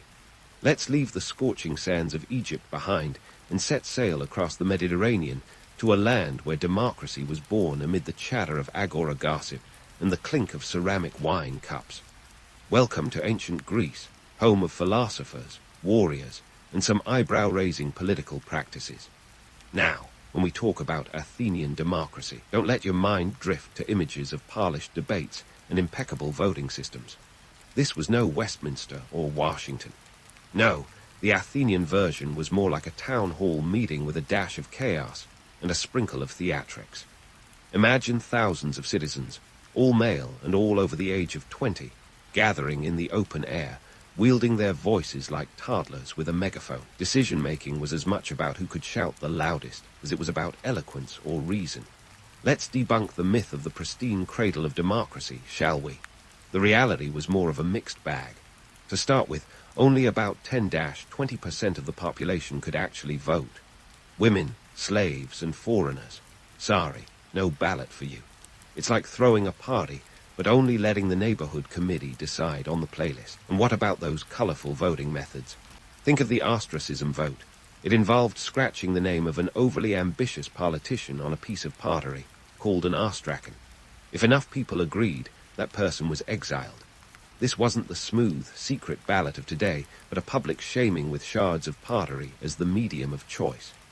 Democracy, ancient Greece style, was less one person, one vote, and more right your grudges here. Economics played an intriguing role too. While democracy was flourishing, so was the economy, at least for those in the upper echelons. The cost of a toga, or rather, the chiton, wasn't exactly pocket change. A decent quality chiton could set you back about 20 drachmas, the equivalent of several weeks' wages for a skilled laborer. And just like today's fashionistas, Greeks were no strangers to the allure of fine attire, especially when it came to making an impression in the agora.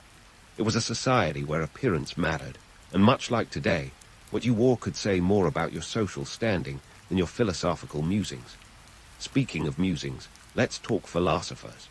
Enter Socrates, the original contrarian, and a man who could turn a simple conversation into an existential debate about the nature of virtue faster than you can say, Eureka. What made Socrates stand out wasn't just his penchant for probing questions, but his knack for getting under people's skin. He was the gadfly of Athens, buzzing around and stirring up trouble with his relentless questioning. Picture him strolling the streets, engaging anyone he met with questions that made you rethink your entire life. It's no wonder he eventually found himself on trial, accused of corrupting the youth and disrespecting the gods. In today's terms, Socrates was like that one friend who always plays devil's advocate at dinner parties, only to be told to take a hike, except in his case, it was with a cup of hemlock. Now, Socrates wasn't exactly alone in the realm of big ideas. Athens was bustling with thinkers, each with their own take on life, the universe, and everything. Plato, his star student, took the torch and ran with it, founding the academy and laying the groundwork for Western philosophy. But let's not get carried away with the romantic image of sages on marble steps. Philosophical discussions were not just lofty thoughts, but also a pastime for those who could afford to ponder life's mysteries instead of, say, farming or fighting in wars. Athens was a city of contrasts, a place where democracy was both an ideal and a selective reality, where philosophers questioned everything while most citizens went about their daily toil. The city thrived on trade, with its port of Piraeus bustling with activity. This was no sleepy seaside town, but a hub of commerce where goods and ideas flowed in and out like the tide. The economy was as much a player in the political drama as the citizens themselves. It was the lifeblood that allowed Athens to flourish into a cultural powerhouse. What made Athens remarkable wasn't just its intellectual output, but how it managed to juggle power and participation, albeit imperfectly. The city's navy, funded by the wealth generated from silver mines in Laurium, was both a military asset and a symbol of Athenian might. This wasn't just about keeping enemies at bay. It was about safeguarding trade routes and ensuring that the flow of goods, ideas, and drachmas continued unabated. The triremes, with their sleek designs and formidable speed, were the technological marvels of their day, crewed by citizens who were as much a part of the democratic process as they were defenders of it. In essence, Athenian democracy was a complex tapestry woven with threads of power, privilege, and participation, each strand telling a story of ambition and aspiration. It was a system that, despite its flaws, planted the seeds for what would become foundational principles in governance centuries later. But let's not forget the reality beneath the marble facade. A society where democracy was a privilege, philosophy a luxury, and the cost of a toga could make or break your social standing. So next time you hear the phrase, cradle of democracy, remember that this cradle was more of a hammock, swaying between ideals and imperfection. Athens was a place where the great experiment of governance was as much about who got to play as it was about the rules of the game. And just like any good story, the best parts are in the details, the quirks, contradictions, and complexities that make history so fascinating. Stay tuned as we peel back more layers of this ancient drama, because in the grand theater of history, the show is just getting started. Speaking of shows getting started, let's take a detour from Athens and hop over to a stage that redefined the concept of all roads lead to Rome. The Roman Empire, a place where Pax Romana sounded like a peaceful utopia, but was more like a corporate merger with Julius Caesar as the CEO. Forget the idealized vision of a harmonious empire. This was peace with a price tag, and the cost was often more than a few denarii. The Pax Romana, or Roman peace, lasted from 27 BC to 180 AD. That's a solid 200-year stretch where Rome flexed its muscles and kept the chaos at bay. But peace here was like that perfect Instagram filter, concealing blemishes rather than erasing them. Augustus, the empire's first emperor, wasn't just a ruler. He was a master strategist who knew that the best way to keep the masses happy was to keep them distracted. Enter bread and circuses, the ancient equivalent of binge-watching a new series while munching on popcorn, only with more lions and less Netflix. Bread and circuses, or panem et circenses as the Romans called it, was a social policy designed to keep the populace content and the political scene stable. The government provided free grain and spectacular games to maintain public favor, a strategy as ancient as it is familiar. Who needs political reform when you can just hand out free food and tickets to the latest gladiator fight? Right. The grain dole, or annona, was a lifeline for many Romans, with an estimated 200,000 citizens in Rome alone receiving their daily bread from the state. That's a lot of loaves, folks, and it certainly wasn't just a benevolent gesture. This was politics 101, where appeasement was cheaper than dealing with a hungry mob. And speaking of gladiators, let's slice through the myth of the noble warrior for a moment. These fighters weren't the romanticized figures of Hollywood epics, exchanging noble words before noble deaths. They were often slaves, criminals, or prisoners of war, thrown into the arena for the entertainment of the masses. Picture this, a bustling amphitheater filled with spectators, all eagerly awaiting the clash of steel. Gladiators trained in schools, or ludi, where they lived in conditions that make modern boot camps look like five-star resorts. Their lives were brutal and often short, the gladiator's career lasting about 3 to 5 years, if they were lucky. The economics behind these spectacles were as fierce as the battles themselves. Sponsoring games was a way for politicians to gain popularity and influence.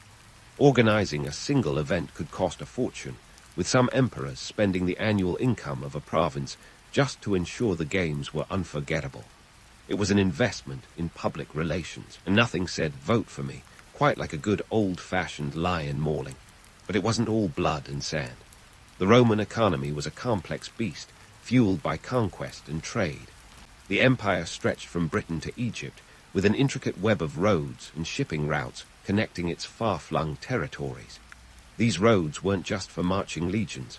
They were the arteries of commerce, facilitating the flow of goods across continents. The famous Roman road network covered about 250,000 miles, of which over 50,000 miles were stone-paved. That's enough road to circumnavigate the Earth 10 times. Talk about infrastructure investment. Yet, Rome's economy wasn't all road building and grain distribution. The empire had a thriving market economy with a sophisticated banking system.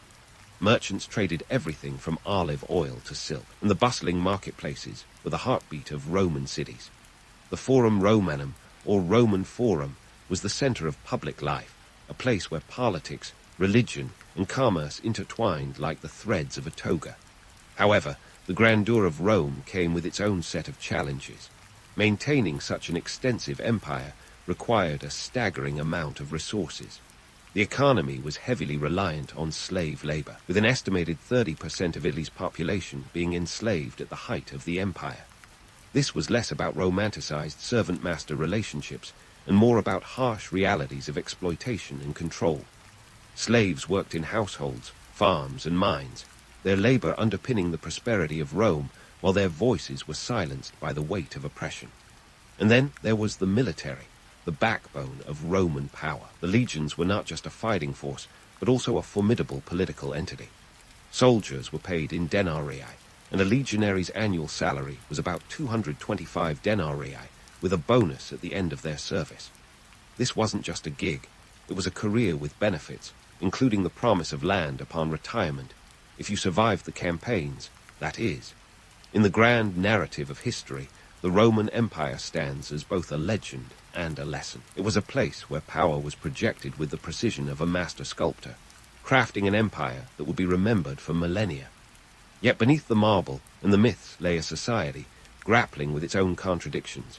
Peace achieved through domination, prosperity built on the backs of the oppressed, and spectacle as a substitute for substance. So, as we stroll through the annals of Roman history, let's not forget the gritty details that gave life to this colossal empire. The Pax Romana wasn't just a period of peace. It was a testament to Rome's ability to hold its empire together through military might, economic strategy, and a good dose of public spectacle. As we unravel more of this intricate tapestry, stay tuned for the next act in the drama that is Rome, where the curtain is far from closed, and the stage is set for yet more twists and turns in this epic saga. As we step off the Roman stage, let's shift our gaze to what happens when the curtain falls, not with a bang, but a slow, grinding unraveling. Ancient civilizations didn't collapse like a house of cards in a dramatic gust of wind. They eroded like cliffs under relentless waves. It wasn't all sword fights and sudden downfalls.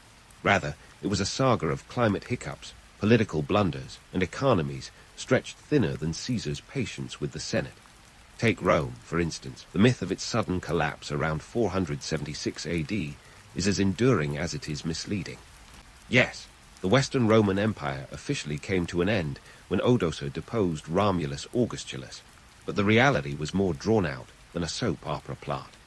Rome had been losing its grip for centuries, worn down by internal strife, economic woes, and invasions from those charmingly termed barbarian tribes. And let's not forget the political decisions that made as much sense as wearing sandals in a snowstorm. The decision to split the empire in 285 AD under Diocletian was like trying to patch a leaking boat with paper towels, well-intentioned, but ultimately ineffective. Economic decay played a starring role too. As Rome's borders expanded, so did its expenses. Military operations cost a pretty penny, about 100,000 denarii per legion annually. Meanwhile, trade routes were disrupted, and with them, the flow of wealth that had once greased the wheels of Roman prosperity. Inflation ran rampant like a chariot with no brakes. By the time of Diocletian, a loaf of bread might cost you a whole sack of coins, and not the chocolate kind. But Rome wasn't alone in its gradual decline. The Mayans, whose civilization peaked around 600-800 AD, didn't vanish overnight in a puff of jungle mist. Their decline was a complex cocktail of environmental degradation, overpopulation, and you guessed it, a series of questionable political choices that made their calendar look straightforward. Deforestation and soil depletion took their toll, while city-states bickered like siblings over toy blocks, sapping resources and energy that could have been spent on, oh, I don't know, sustainable agriculture. Let's talk climate change, a specter haunting ancient civilizations long before it became a staple of modern political debate. The mysterious end of the Bronze Age, around 1200 BC, was marked by a planetary climate shift that made agriculture as predictable as a cat's mood swings. Droughts hit the Near East, sending once thriving societies like the Hittites and Mycenaeans into a tailspin. These weren't minor dry spells. We're talking about prolonged periods that turned fertile fields into dust bowls. When the weather turns against you, even the most robust economies can falter. In China, the Han Dynasty faced its own climatic and political challenges. By the 2nd century AD, the Yellow River had developed a penchant for flooding, sweeping away crops and livelihoods faster than you can say imperial edict. Coupled with corruption that would make a modern politician blush, the dynasty crumbled under the weight of peasant revolts and regional warlords who decided they'd rather run the show themselves. These civilizations didn't just roll over and die. They adapted, shifted, and sometimes shrunk into smaller, more manageable entities. The Byzantine Empire, the eastern half of Rome, soldiered on for another 1,000 years, proving that resilience can be just as dramatic as collapse, if a little less headline-grabbing. They adapted to changing times with a flexibility that would make a yoga instructor proud, trading imperial grandeur for a more streamlined survival strategy. So, what does all this ancient history have to do with today's world? Well, quite a bit, as it turns out. The narratives of decline and adaptation aren't just dusty tales from the past. They're cautionary tales for the present. Take climate change, for instance. Those ancient droughts and floods remind us that nature can be both a friend and a formidable foe, demanding respect and careful stewardship, a lesson we're still grappling with today. Political decisions, too, echo across the millennia. From the Roman emperors to modern leaders, the choices made at the top can ripple down through society in ways that are as unpredictable as they are profound. The fall of ancient empires serves as a stark reminder that no matter how mighty, no civilization is immune to the consequences of complacency and mismanagement. And let's not forget the economic lessons.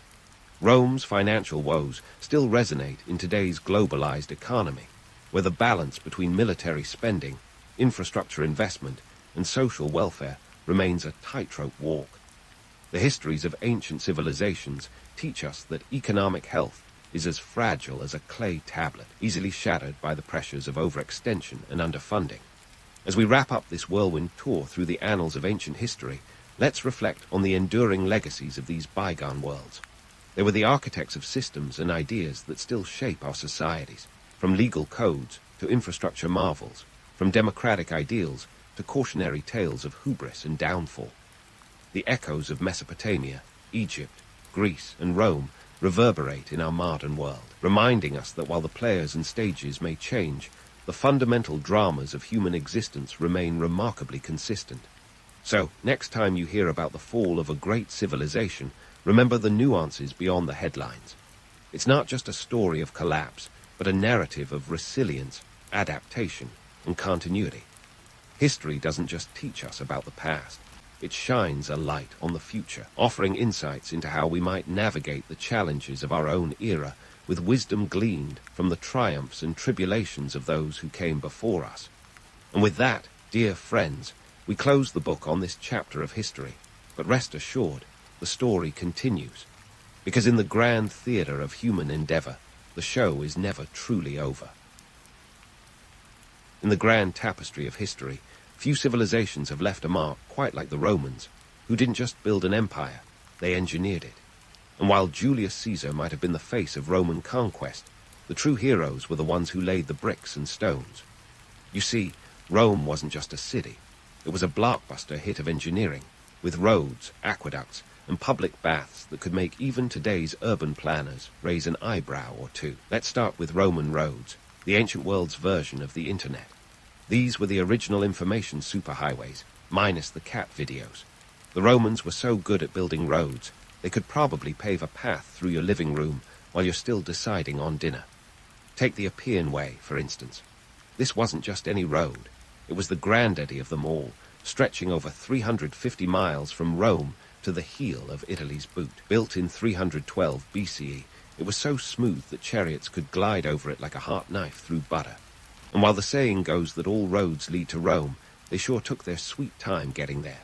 But travel they did, helping to spread Roman influence faster than a viral tweet.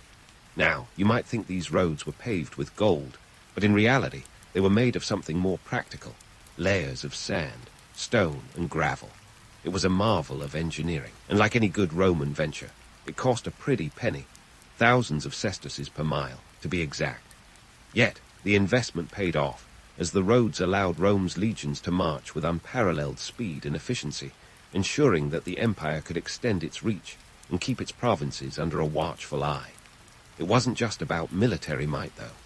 These roads were also the arteries through which trade and culture flowed, pumping life into the farthest corners of the empire. But roads were just the beginning.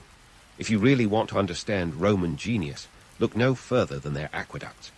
These were the water slides of the ancient world, minus the chlorine and safety regulations. The Romans were obsessed with water, a fact that becomes apparent when you realize they built over 11 aqueducts to supply the city of Rome alone. That's right. The Romans had a water system more sophisticated than some modern cities, delivering over 200 million gallons a day. And they didn't just let the water trickle down any old way. No, they engineered these marvels with a precise gradient, ensuring a steady flow without the need for pumps. Take the Aqua Apia, Rome's first aqueduct, constructed in 312 BCE. It was a modest start, running about 10 miles long, but it set the stage for grander projects like the Aqua Claudia, which spanned an impressive 43 miles. The Romans were so adept at this that they could have given modern hydrologists a run for their money. They even mastered the art of the inverted siphon, using gravity to move water uphill without breaking a sweat. It was this ability to control water that allowed Rome to grow from a dusty settlement on the banks of the Tiber into a bustling metropolis. And what did they do with all this water? Enter the public baths, the Romans' answer to a spa day. Imagine a place where you could relax, catch up on the latest gossip, and maybe even conduct a bit of business, all while soaking in a hot tub. The baths of Caracalla, completed in 216 CE, were one of the largest and most luxurious, covering 27 acres and accommodating up to 600 bathers at a time. That's like trying to fit the population of a small town into your local Imca pool. These baths weren't just about hygiene, though. Let's not romanticize it too much.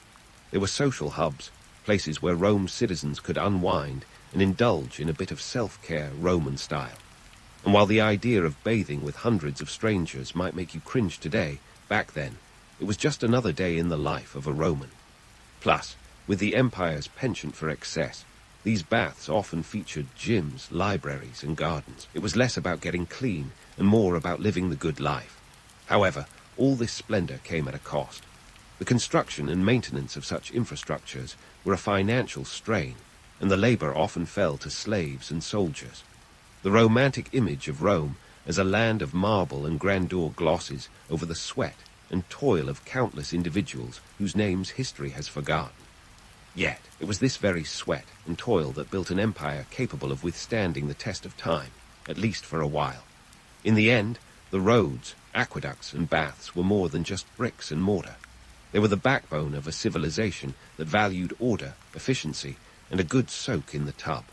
They were a testament to Roman ingenuity and ambition, laying the groundwork for future generations to follow. And while Rome itself may have fallen, its infrastructure remains a lasting legacy. A reminder that sometimes the path to greatness is paved not with gold, but with stone. So, speaking of the path to greatness, let's take a detour into the nitty-gritty of how Rome kept its empire from crumbling like a poorly baked loaf of bread. Spoiler alert, it took more than just impressive infrastructure and a knack for bathing with strangers. Maintaining the Roman Empire was an expensive affair, and the wallets and patience of Roman taxpayers were stretched thinner than a toga at an all-you-can-eat banquet. First up, let's discuss the Roman legions. These weren't just bands of merry men. They were the backbone of Roman might, the original all-stars of the ancient world. But unlike your favorite sports team, these soldiers didn't work for applause. No, they required a salary, and that cost a hefty chunk of change. A Roman legionary earned about 900 sesterces a year in the early empire. To put that in perspective, that's roughly equivalent to the cost of a fine toga or a particularly fancy pair of sandals. And with around 300,000 soldiers at its peak, the Roman army was a financial black hole that could make even the most seasoned accountant break out in a cold sweat. Then there was the price of feeding the beast, literally. Grain was the fuel of the empire, the ancient equivalent of gasoline for your SUV. The Romans had a voracious appetite for wheat, especially when it came to the plebeian masses who relied on the state's grain dole to survive. Rome imported over 200,000 tons of grain annually, much of it from Egypt, which was the breadbasket of the empire. This wasn't just a matter of keeping bellies full, it was a political necessity. Hungry citizens are cranky citizens, and the last thing an emperor wanted was a hangry mob knocking at the gates of the Palatine Hill. Now, let's talk about those shiny coins jingling in Roman pockets. They weren't just for buying olives at the market. Roman coins were like little metal billboards, broadcasting the emperor's greatness, and occasionally his rather inflated sense of self. Take Augustus, for instance, who wasn't shy about plastering his face on every denarius he could get his hands on. It was the ancient version of a selfie, except with a lot more political weight. These coins were tools of propaganda, reinforcing the idea that whoever was minting them was the big cheese, the head honcho, and you better not forget it. Yet, for all the grandeur plastered on those coins, the reality of the Roman economy was less about shiny metal and more about clever manipulation.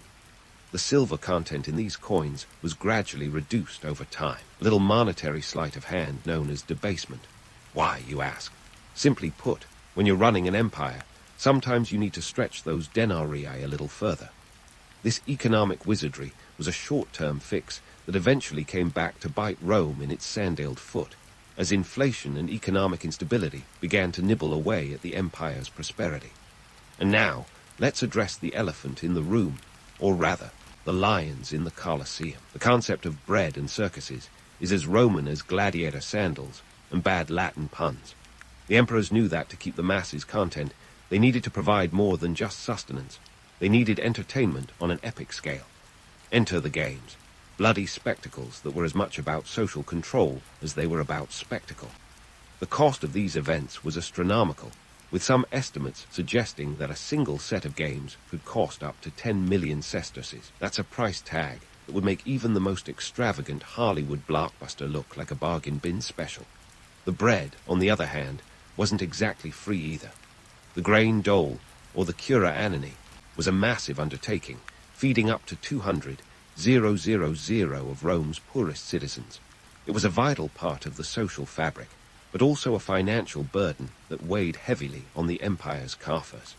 And while the idea of free bread sounds lovely, in reality it was a political tool, a way for emperors to curry favor with the populace and keep potential revolts at bay. Yet, for all the financial strain, the system worked, at least for a while. Rome's economy was a complex beast, a delicate dance of supply and demand, politics and power. It was a testament to Roman ingenuity, even if it was propped up by a fair bit of financial smoke and mirrors. And while the empire eventually succumbed to its own excesses, the lessons of its economic prowess and pitfalls remain relevant today. Because, as any good economist will tell you, the more things change, the more they stay the same. Now, if you're thinking that Rome's economy was a high-wire act, just wait until you hear about its political circus. Step right up to the Roman Senate, where togas weren't just for toga parties. They were the uniform of power. Imagine a room filled with men draped in white, each one a gladiator of debate, armed with rhetoric and ambition. Forget house parties. This was where the real action happened. The Senate was the heart of Roman politics, a grand old boys' club with a few hundred of Rome's wealthiest and most influential men. But spoiler alert, it wasn't exactly the cradle of democracy your high school textbook might have suggested. Sure, it had all the trappings of a representative body, debates, votes, committees, but in reality, it was more like the world's most exclusive chess club, where the pieces were constantly being rearranged by those with the most power. Let's start with the basics. The Senate was a breeding ground for political intrigue and backstabbing, sometimes quite literally. Julius Caesar himself met a pointy end at the hands of his fellow senators in 44 BCE, proving that in Roman politics, your friends could quickly become your frenemies. The Senate wasn't just about governance. It was about survival, ambition, and the occasional assassination plot. Now, you might assume that a senator had to be elected, but here's the twist. The Senate was more of an aristocratic assembly than a democratic institution. Senators were appointed, usually after serving in lower political offices, and once you were in for life, unless, of course, you fell out of favor or met an untimely demise. The cursus honorum, or course of honors, was the career ladder every ambitious Roman politician aspired to climb. It was a rigid path that began with the role of quaestor and could lead, if you played your cards right, to the pinnacle of power as a consul. Ah, the consulship, the ultimate prize in the Roman political lottery. There were 2 consuls elected each year, serving as the co-heads of state. It was like sharing the presidency with your rival, each one trying to outshine the other. But don't let the term elected fool you. Elections in Rome were less about the will of the people and more about who could throw the best party and curry favor with the most influential patrons. Think of it as the ancient equivalent of a campaign fundraiser, but with more toga-clad attendees and fewer TV attack ads. The Senate wielded significant influence over the Roman Republic's military and financial policies. Senators controlled the treasury and dictated the use of funds. So if you wanted to wage a war or build a temple, you had better have the Senate on your side. And speaking of war, the Senate was also responsible for declaring it, though in practice, the decision was often rubber-stamped based on the whims of a charismatic general or emperor. The Senate's power was both vast and nebulous, making it the perfect playground for those who thrived on political maneuvering. Of course, all this power came with its fair share of perks. Senators were the elite of Roman society, enjoying privileges that included front-row seats at the games and the right to wear a toga with a purple stripe, a fashion statement that screamed, "I'm important." But it wasn't all sunshine and gladiatorial games. Senators were also expected to fund public works and events from their own pockets, which meant that being a senator could be a costly affair. The pressure to maintain appearances and curry favor with both the public and their peers was immense, and the cost of political survival could be as high as the price of a new aqueduct. But let's not paint the Senate as merely a den of vipers and vain politicians. It was also the crucible from which some of Rome's most enduring laws and traditions emerged. The 12 Tables, Rome's earliest attempt at creating a written legal code, were a product of the Senate's deliberations. And while the Senate wasn't a democratic institution by modern standards, it did provide a semblance of checks and balances, at least until the rise of the emperors tipped the scales in favor of autocratic rule. Speaking of emperors, let's not forget that the Senate's role changed dramatically with the shift from republic to empire. Augustus, Rome's first emperor, was a master of political theater. He kept the Senate around as a symbol of continuity, but in reality, he pulled the strings. The Senate became more of a ceremonial body, rubber-stamping the emperor's decrees while maintaining the facade of republican governance. Augustus was a political genius who knew how to play the game, ensuring that the Senate served his purposes while keeping them just happy enough to avoid revolt. This transition from republic to empire marked a seismic shift in Roman politics. The Senate, once a powerhouse of influence, became a stage for imperial pageantry. Emperors like Nero and Caligula treated the Senate as their personal cheering squad, often with disastrous results. Nero, the infamous fiddler, reportedly forced senators to sit through his interminable performances, and Caligula, that charming fellow, is said to have appointed his horse as a consul, a story that's likely apocryphal but nonetheless speaks volumes about the contempt in which he held the Senate. Yet, despite the Senate's diminished role, it never entirely faded into obscurity. It persisted as a symbol of Rome's republican past, a reminder of a time when politics was a blood sport played by men in togas, not just the whims of a single ruler. The Senate's legacy is a complex tapestry of power, ambition, and compromise, a reminder that politics, whether ancient or modern, is rarely black and white. As we unravel the tangled web of Rome's political machinery, it's clear that the Senate was more than just a governing body. It was a microcosm of Roman society, reflecting its values, its ambitions, and its occasional excesses. Whether as the architects of policy or the pawns of emperors, the senators of Rome were the stewards of an empire that, despite its many flaws, left an indelible mark on the world. As we continue our journey through Rome's storied past, remember that behind every marble facade and every gilded statue, there was a senator in a toga, plotting his next move. Now, if you thought the Senate was the only place where Roman society flexed its complex muscles, think again.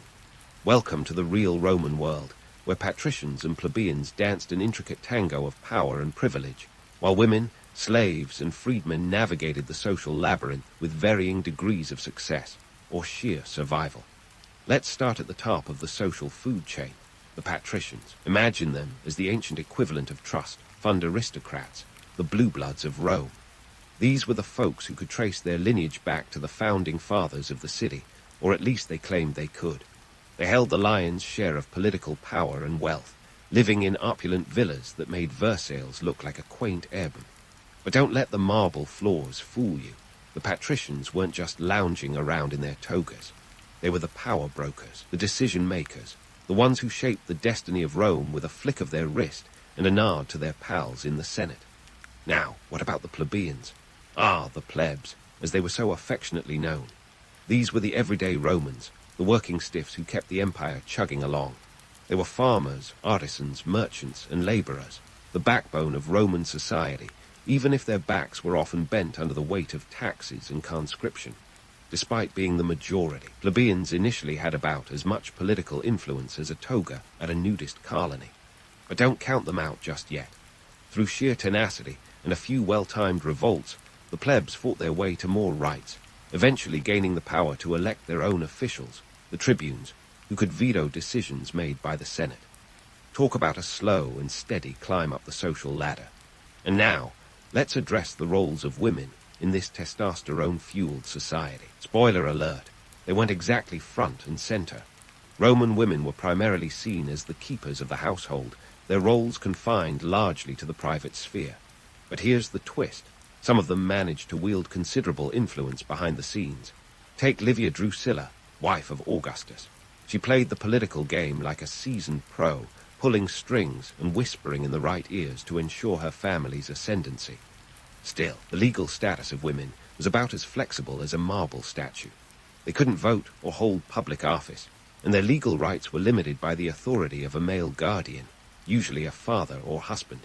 Yet, in a society where power was a game of shadows and whispers, some women found ways to navigate the system and leave their mark. Now, on to a group that truly bore the brunt of Roman ambition, the slaves. Rome was built on the backs of slaves, and make no mistake, their lives were anything but glamorous. At the height of the empire, slaves constituted about a third of Rome's population, performing labor that ranged from domestic service to back-breaking toil in mines and quarries. Despite the occasional story of slaves rising to positions of power, such as Tiro, Cicero's famous secretary, the harsh reality was that most lived under brutal conditions with few rights. The economic engine of Rome thrived on their misery, a fact often glossed over in romanticized tales of Roman grandeur. But not all was doom and gloom for every enslaved person. Enter the freedmen. These were former slaves who had bought or been granted their freedom, a social mobility story that gives even the American dream a run for its money. Freedmen could own property, run businesses, and even amass considerable wealth. However, their past as slaves never entirely vanished. They were still barred from holding certain public offices. But if you were savvy, like Trimalchio, the fictional character from Petronius, Satyricon, you could throw lavish parties that would make a Kardashian wedding look like a backyard barbecue, thereby securing your place in the social pecking order.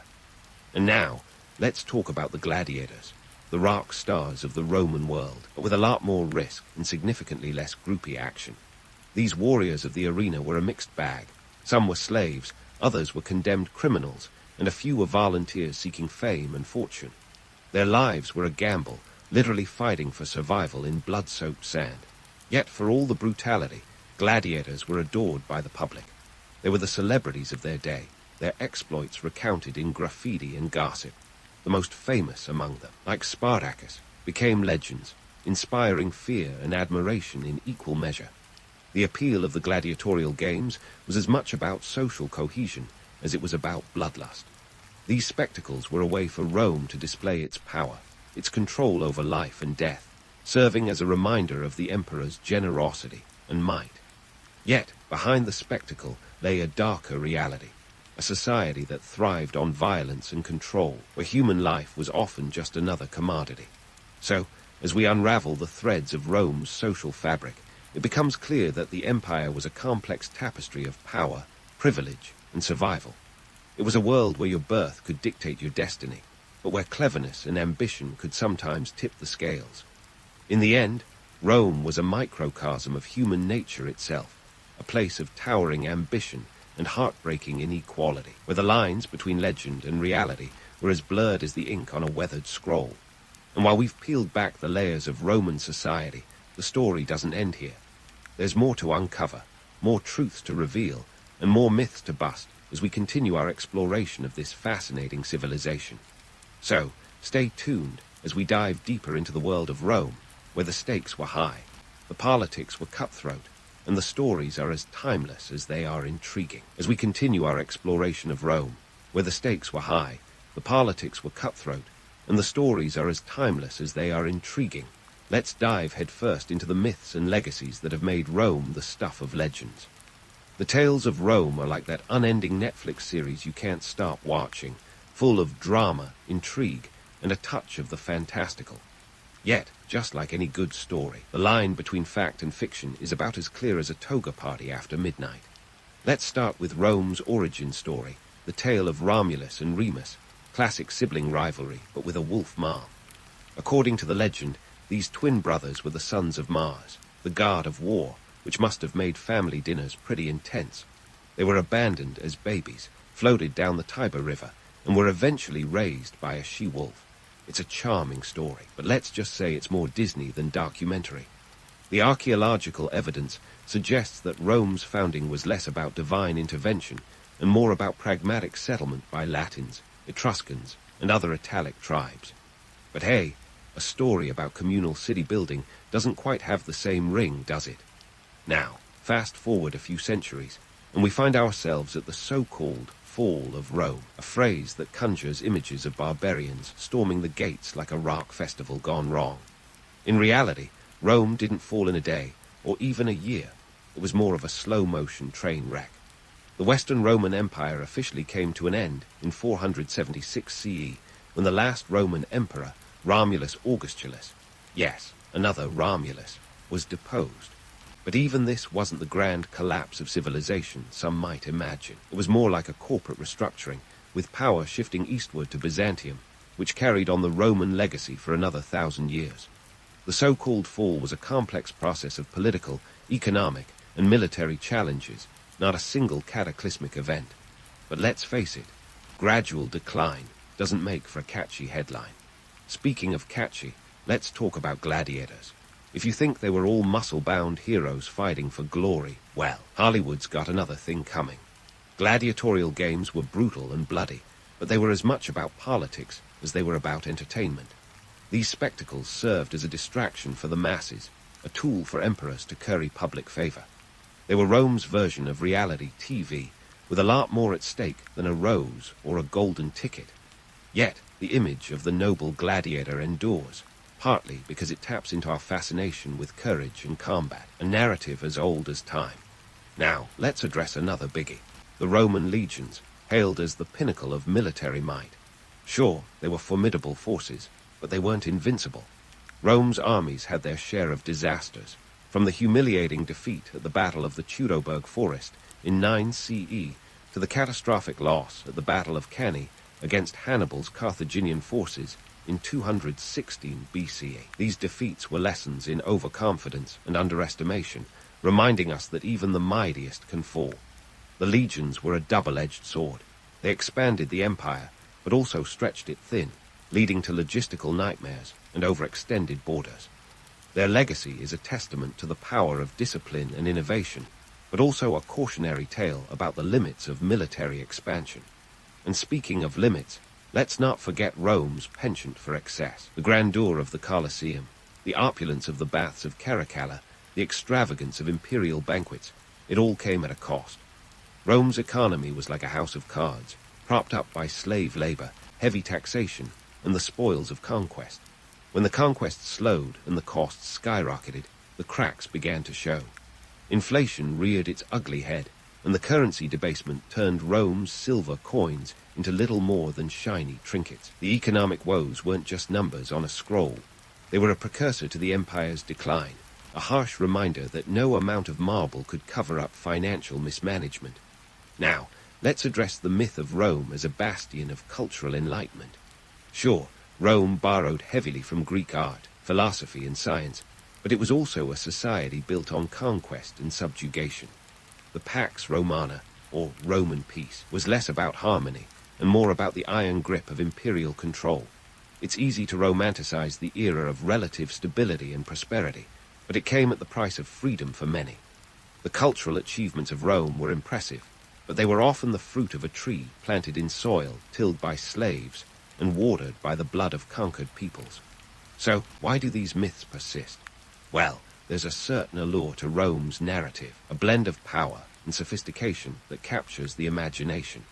The tales of Rome offer a mirror to our own ambitions and flaws, a reflection of both the heights of human achievement and the depths of human folly. We see in Rome the eternal struggle between chaos and order, ambition and hubris, and the tantalizing promise of greatness tempered by the sobering reality of its cost.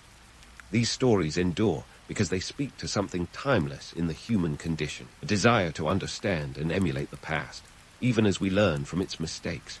In the end, Rome's legacy is a tapestry woven from both myth and reality, a reminder that history is neither a straightforward narrative nor a simple moral lesson. It's a complex dance of fact and fiction, where the stories we tell reveal as much about ourselves as they do about the past. Rome was, at times, its own worst enemy, a civilization that soared to unimaginable heights only to stumble under the weight of its own ambitions. But it was also a civilization that left an indelible mark on the world, shaping the course of history in ways both profound and enduring. So, as we bid farewell to Rome and its storied past, remember that the legacies we inherit are as much about the myths we choose to believe as they are about the truths we uncover.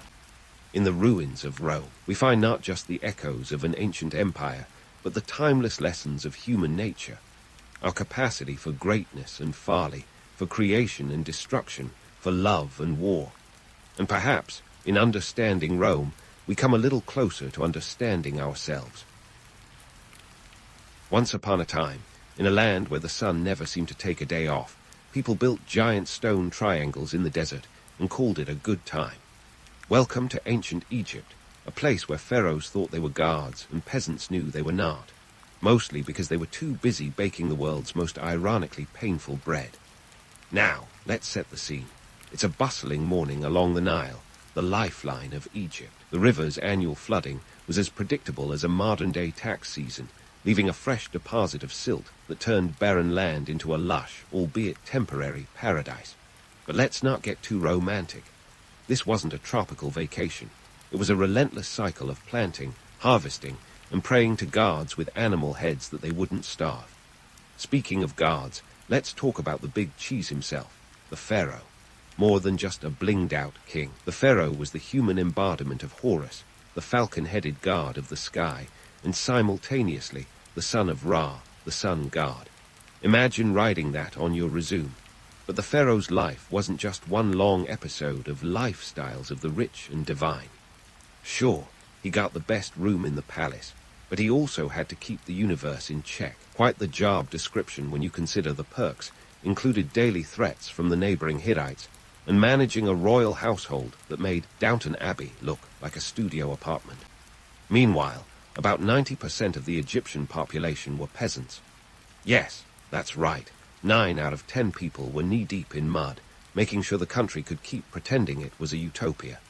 These folks didn't just work the fields. They built the monuments that have long outlived their creators. And let's crush a dream right here. The pyramids weren't built by slave labor. Sorry to break it to you, but the workers were mostly well-fed laborers, by ancient standards anyway, complete with rations of bread and beer. Yep, beer was a staple in their diet, making ancient Egyptians the OG brewmaster hipsters. Now, let's chew on this. Bread was both a staple and a dental disaster. The Egyptians were the pros of early carbs, baking bread that could last through a minor apocalypse. But there was a catch. Their grinding techniques left tiny bits of sand and stone in the flour, turning every meal into an unintentional trip to the dentist. The result? A nation with teeth so bad, even their mummies had cavities.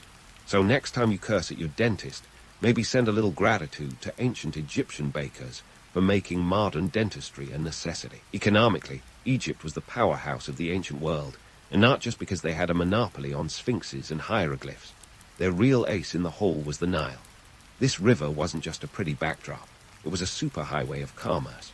Boats laden with grain, papyrus, and all sorts of goods zipped up and down this aquatic freeway. The Egyptians were shrewd traders, swapping goods with their neighbors, and even as far afield as the Levant. Their currency, mostly grain and goods, because why bother with coins when you can barter with bread? And let's not forget the bureaucratic machine that kept all of this humming along. The vizier, essentially the prime minister, was the real power behind the throne, managing everything from tax collection to public works.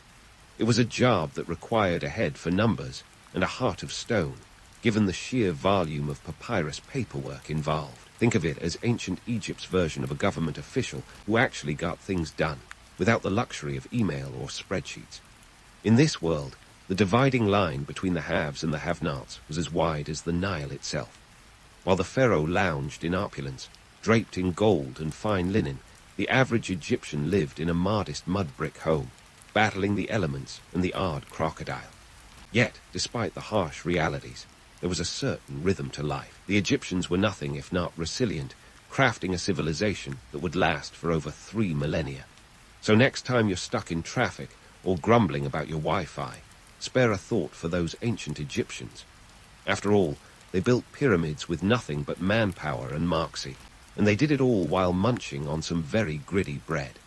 But enough about pyramids and soggy bread. Let's sail across the Mediterranean to a land where democracy was trying to find its sea legs like a dog on roller skates. Welcome to ancient Greece, the prototype for Western civilization, where the concept of democracy was as experimental as a reality TV show pilot called Keeping Up with the Athenians. Now, Athens in the 5th century BCE was a bustling hub of commerce, culture, and the occasional philosophical spat. The city's population hovered around 300,000, but only about 30,000 of those were considered citizens with voting rights. Because, women, slaves, and foreigners didn't make the cut. The Athenian democracy was direct, meaning every eligible citizen had a say in the assembly, which was basically a giant town hall meeting that could make a modern HOA gathering look like a snooze fest. Picture it. Thousands of toga-clad men arguing over everything from military strategies to whether Socrates should stop being such a public nuisance. Speaking of Socrates, this guy was the original troll, wandering around Athens asking uncomfortable questions like, "What is justice?" or "Why haven't you thought this through?" His method was so effective that it earned him both a following and a death sentence. Yes, in 399 BCE, the Athenian democracy decided that Socrates was a bit too much of a gadfly and handed him a cup of hemlock. The moral of the story: annoy enough people, and even your philosophical genius won't save you from becoming a historical cautionary tale. While Athens was busy philosophizing, Sparta was flexing its military muscles. If Athens was the brain, Sparta was the brawn of Greece. And let's not kid ourselves. The Spartan lifestyle was about as glamorous as a mud wrestling match. Sure, we all love to romanticize those Spartan warriors, but daily life in Sparta was less about epic battles and more about surviving a brutal boot camp that started at age 7. Boys were taken from their families to live in barracks, where they were fed a diet of discipline and black broth. A soup so infamous, it might have inspired the phrase, an acquired taste. In Sparta, the state was everything, and individual freedoms were about as common as snow in the Sahara. The Spartan economy, such as it was, relied heavily on a class of enslaved people known as helots. These helots vastly outnumbered their Spartan overlords, which meant that the Spartans were always on edge, like a cat on a hot tin roof, constantly training to suppress potential uprisings. Here's a fun fact. Part of Spartan training involved a rite of passage where young men were expected to kill a helot without getting caught. It was less about heroism and more about practical survival, a grim reminder that the Spartan myth of noble warriors hides a darker reality. Meanwhile, back in Athens, the economy was thriving, thanks to a little thing called trade. The Athenians had a knack for commerce, trading everything from olive oil to pottery across the Mediterranean. Their currency was the silver drachma, a coin that jingled its way into the pockets of merchants from Egypt to the Black Sea. This economic success funded great public works like the Parthenon, a temple dedicated to Athena that still stands as a testament to Athenian ambition and architectural prowess. Politically, Athens was as volatile as a soap opera, with power changing hands more often than in a game of musical chairs. Leaders like Pericles rose to prominence, only to fall victim to the whims of fate or a deadly plague. Pericles, for instance, was instrumental in expanding Athenian democracy and building the Acropolis, but his long reign ended abruptly when he succumbed to the plague in 429 BCE, a grim reminder that even the greatest minds were at the mercy of the natural world. As for the cultural scene, Athens was the Hollywood of ancient Greece, a magnet for artists, playwrights, and thinkers. From the tragedies of Sophocles to the comedies of Aristophanes, the theatre was a cornerstone of Athenian life. These plays were more than just entertainment.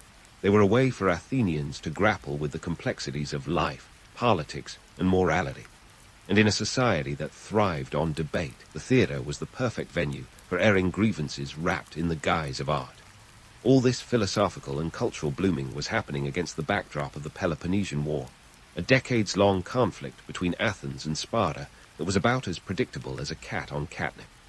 This war, which raged from 431 to 404 BCE, was a messy affair of shifting alliances, devastating plagues, and the occasional naval showdown. Ultimately, it ended with Athens' defeat and a Spartan victory that was about as satisfying as a cold bowl of black broth. But let's not end on a downer, because the legacy of ancient Greece is anything but. The Greeks gave the world democracy, philosophy, and a blueprint for Western culture, even if it was delivered with a side of chaos and conflict. So next time you vote, question the meaning of life, or watch a play, remember those ancient Greeks who dared to ask, what if we did things differently? And then did, for better or worse.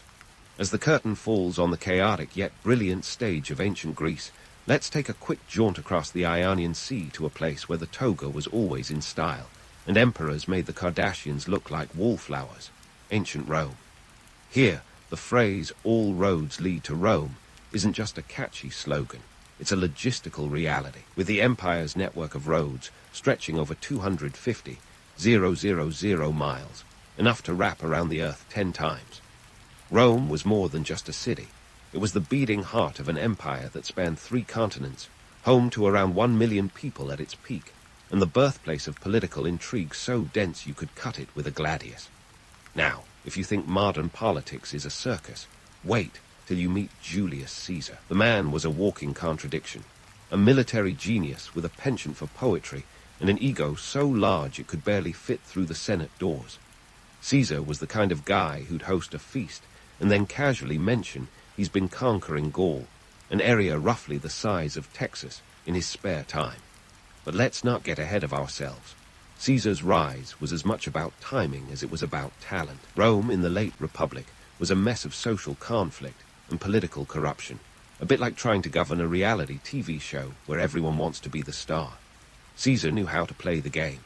He was elected consul in 59 BCE, and within a year he had formed the first triumvirate with Pompey and Crassus, a political alliance that was as stable as a 3-legged chair. While Crassus brought the cash and Pompey the military clout, Caesar was the charismatic wild card who'd eventually tip the balance. His ambition led him to Gaul, where he spent nearly a decade expanding Rome's borders, all while writing commentaries on his campaigns that were as much self-promotion as they were military reports. But let's talk about one of Caesar's lesser-known obsessions, the calendar. Yes, Julius Caesar had a thing for organization, and in 46 BCE he introduced the Julian calendar, replacing the old Roman system that was more confusing than a politician's tax returns. This reform added 67 days to the year 46 BCE, giving it a whopping 445 days, which might explain why it felt like it dragged on forever. The Julian calendar was a game changer, aligning the Roman year with the solar year, although it did overestimate by 11 minutes annually, a discrepancy that wouldn't be corrected until Pope Gregory Roman XIII got his hands on it over a millennium later. With Gaul in his pocket and Rome at his feet, Caesar returned home, but not everyone was thrilled about it. The Senate, wary of his rising power, demanded he disband his army and return as a private citizen. Caesar, never one to follow orders unless they were his own, crossed the Rubicon River in 49 BCE with his legion, sparking a civil war. "The die is cast," he reportedly declared, a line so dramatic it could have been penned by Shakespeare himself. Fast forward a few years, and Caesar is declared Dictator Perpetuo, or Dictator for Life, a title that was about as popular as a lead balloon with the Senate.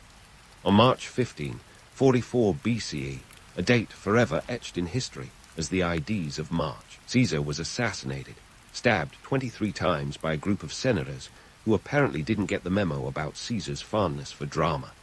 His death plunged Rome into another round of civil wars, proving once again that nothing says political stability like a good old-fashioned assassination. Enter Augustus, Caesar's grandnephew and adopted heir, who emerged from the chaos to become Rome's first emperor. Augustus was the kind of ruler who'd smile politely while quietly restructuring the entire political system. Under his reign, the Roman Empire expanded to include Egypt, parts of Spain, and much of the Mediterranean basin. Augustus was a master of propaganda, commissioning works like Virgil's Aeneid to legitimize his rule and the imperial project. He even claimed to have found Rome a city of bricks and left it a city of marble, a boast that was only slightly exaggerated. While Augustus was setting the stage for a new era, let's pivot to a different kind of Roman legacy: luxury. Sure, Rome was the epicenter of political and military might, but it was also where excess met extravagance. We're talking about the kind of luxury that makes today's spa days look like DIY face masks. Roman baths were the ultimate social club, complete with heated floors, massage rooms, and pools of varying temperatures. The baths of Caracalla could accommodate up to 600 bathers at once, a marvel of engineering and hygiene, or, depending on your perspective, a giant communal hot tub. But not all emperors were as level-headed as Augustus.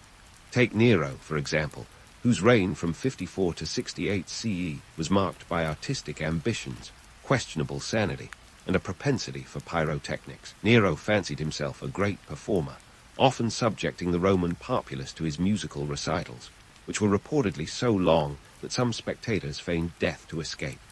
His most infamous act, however, was allegedly fiddling while Rome burned in 64 CE. While historians debate the accuracy of this tale, Nero did take advantage of the fire's aftermath to build his lavish Domus Aurea, the Golden House, complete with an artificial lake and a 100-foot statue of himself. But let's not get too comfortable in Nero's gilded halls.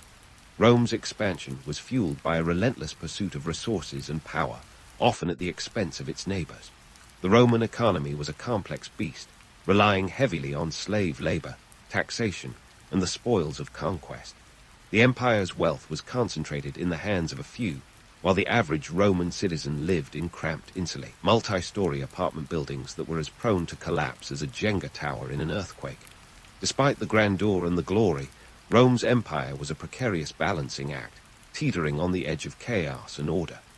The Pax Romana, a period of relative peace from 27 BCE to 180 CE, was more a testament to Rome's military might than to any diplomatic genius.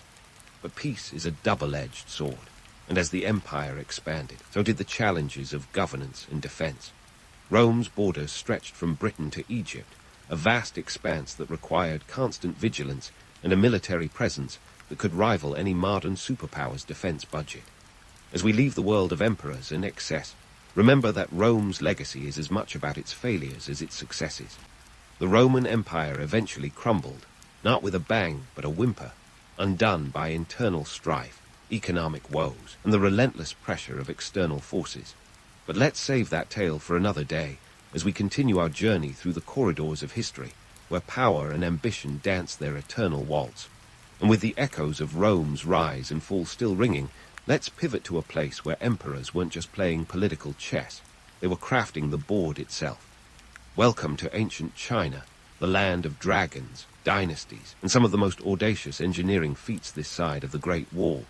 Speaking of which, if you thought the Great Wall was just a scenic backdrop for selfies, think again. This colossal structure wasn't built for Instagram. Its primary purpose was to keep out pesky nomadic tribes who had a knack for raiding Chinese settlements like it was their favorite pastime. Let's start at the beginning of the empire-building saga with Qin Shi Huang, the OG emperor who unified China in 221 BCE, ending the chaotic warring states period. Imagine having the job of not just ruling a country, but inventing it. Qin Shi Huang was a man who could multitask, consolidating power, standardizing currencies, and having a penchant for building massive tombs filled with terracotta soldiers just in case he needed an army in the afterlife. Talk about job security. Now, Qin Shi Huang wasn't your average ruler. He was a fan of order like a librarian on steroids, standardizing everything from the width of cart axles to the very script people wrote. This wasn't just about neatness. It was a strategic masterstroke to ensure that messengers and armies could move seamlessly across the empire without the logistical nightmare of incompatible road systems. He also decided to burn books and bury scholars alive for disagreeing with him, proving that not all ideas deserve a warm welcome. His methods were as subtle as a sledgehammer, but they worked. By the time he was done, China was a tightly knit tapestry of regions, speaking the same language with the same currency jingling in their pockets. And let's not skip over the Great Wall, which Qin Shi Huang began constructing as a defense mechanism, not a tourist trap. Spanning over 13,000 miles, this wall was built to keep out the Xingnu, a confederation of nomadic tribes who were as persistent as a toddler with a tantrum. Forget the romanticized vision of a fortress wall. The Great Wall was an engineering nightmare, constructed with blood, sweat, and a fair bit of coercion. The manpower involved, hundreds of thousands of laborers, many of whom were conscripted peasants and prisoners. It was less a wall and more a testament to human endurance, with its construction often leading to the phrase, "The Great Wall eats men," which wasn't just hyperbole.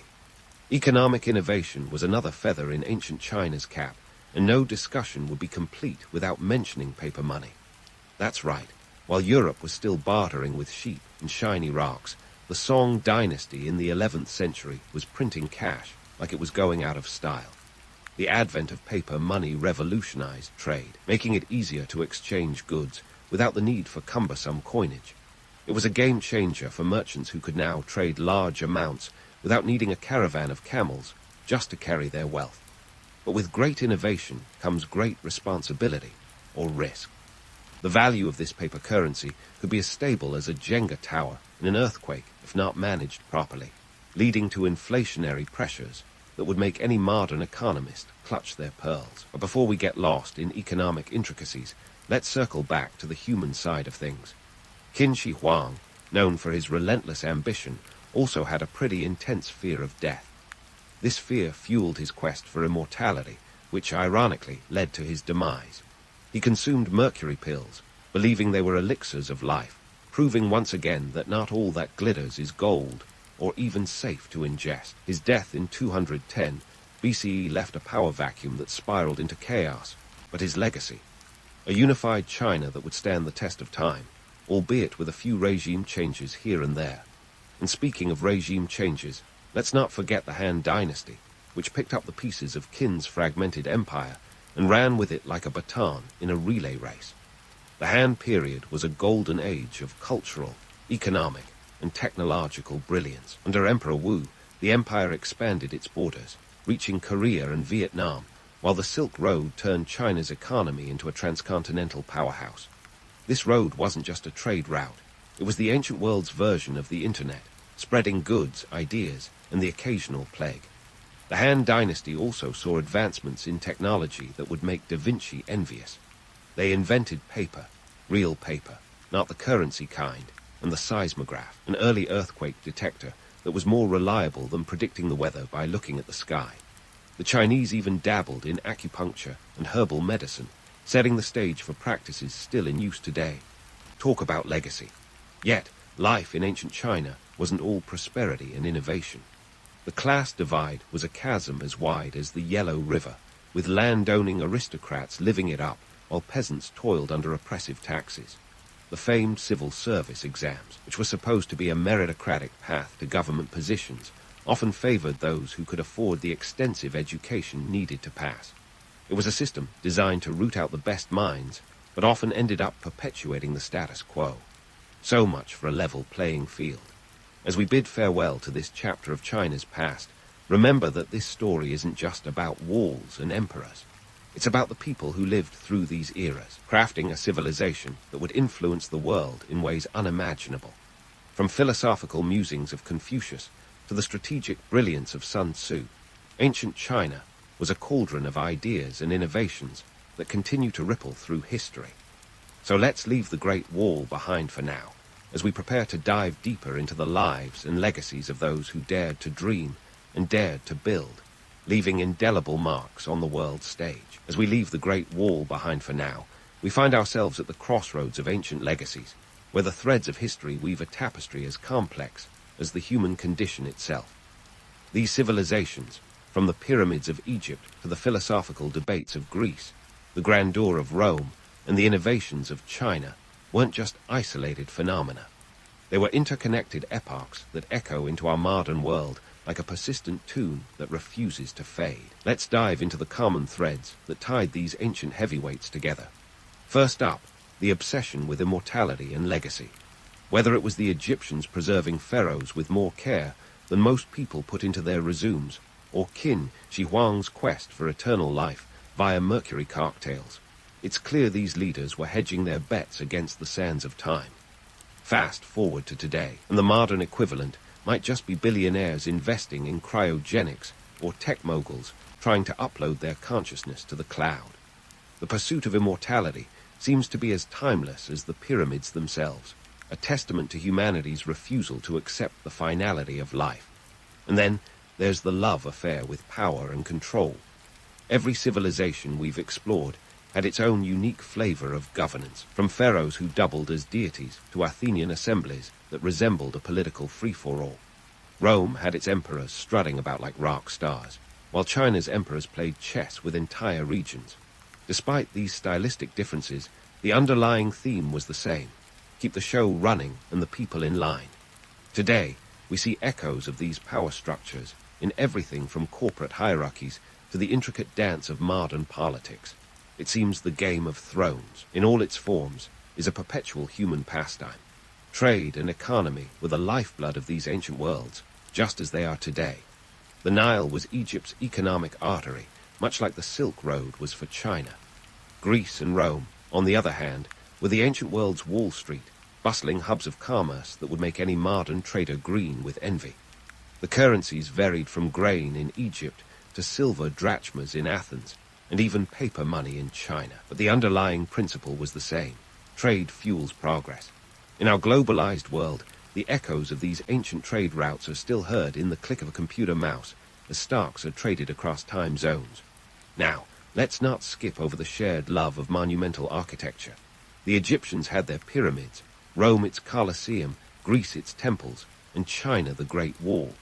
These structures were far more than just architectural achievements. They were declarations of power, ingenuity, and sometimes sheer stubbornness.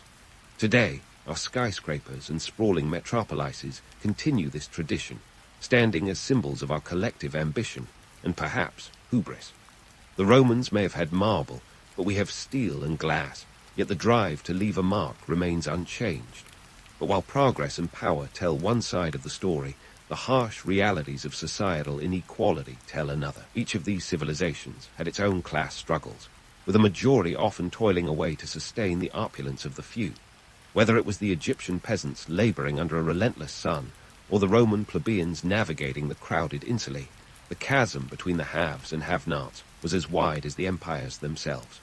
Fast forward to today, and while the scenery might have changed, the script sounds eerily similar.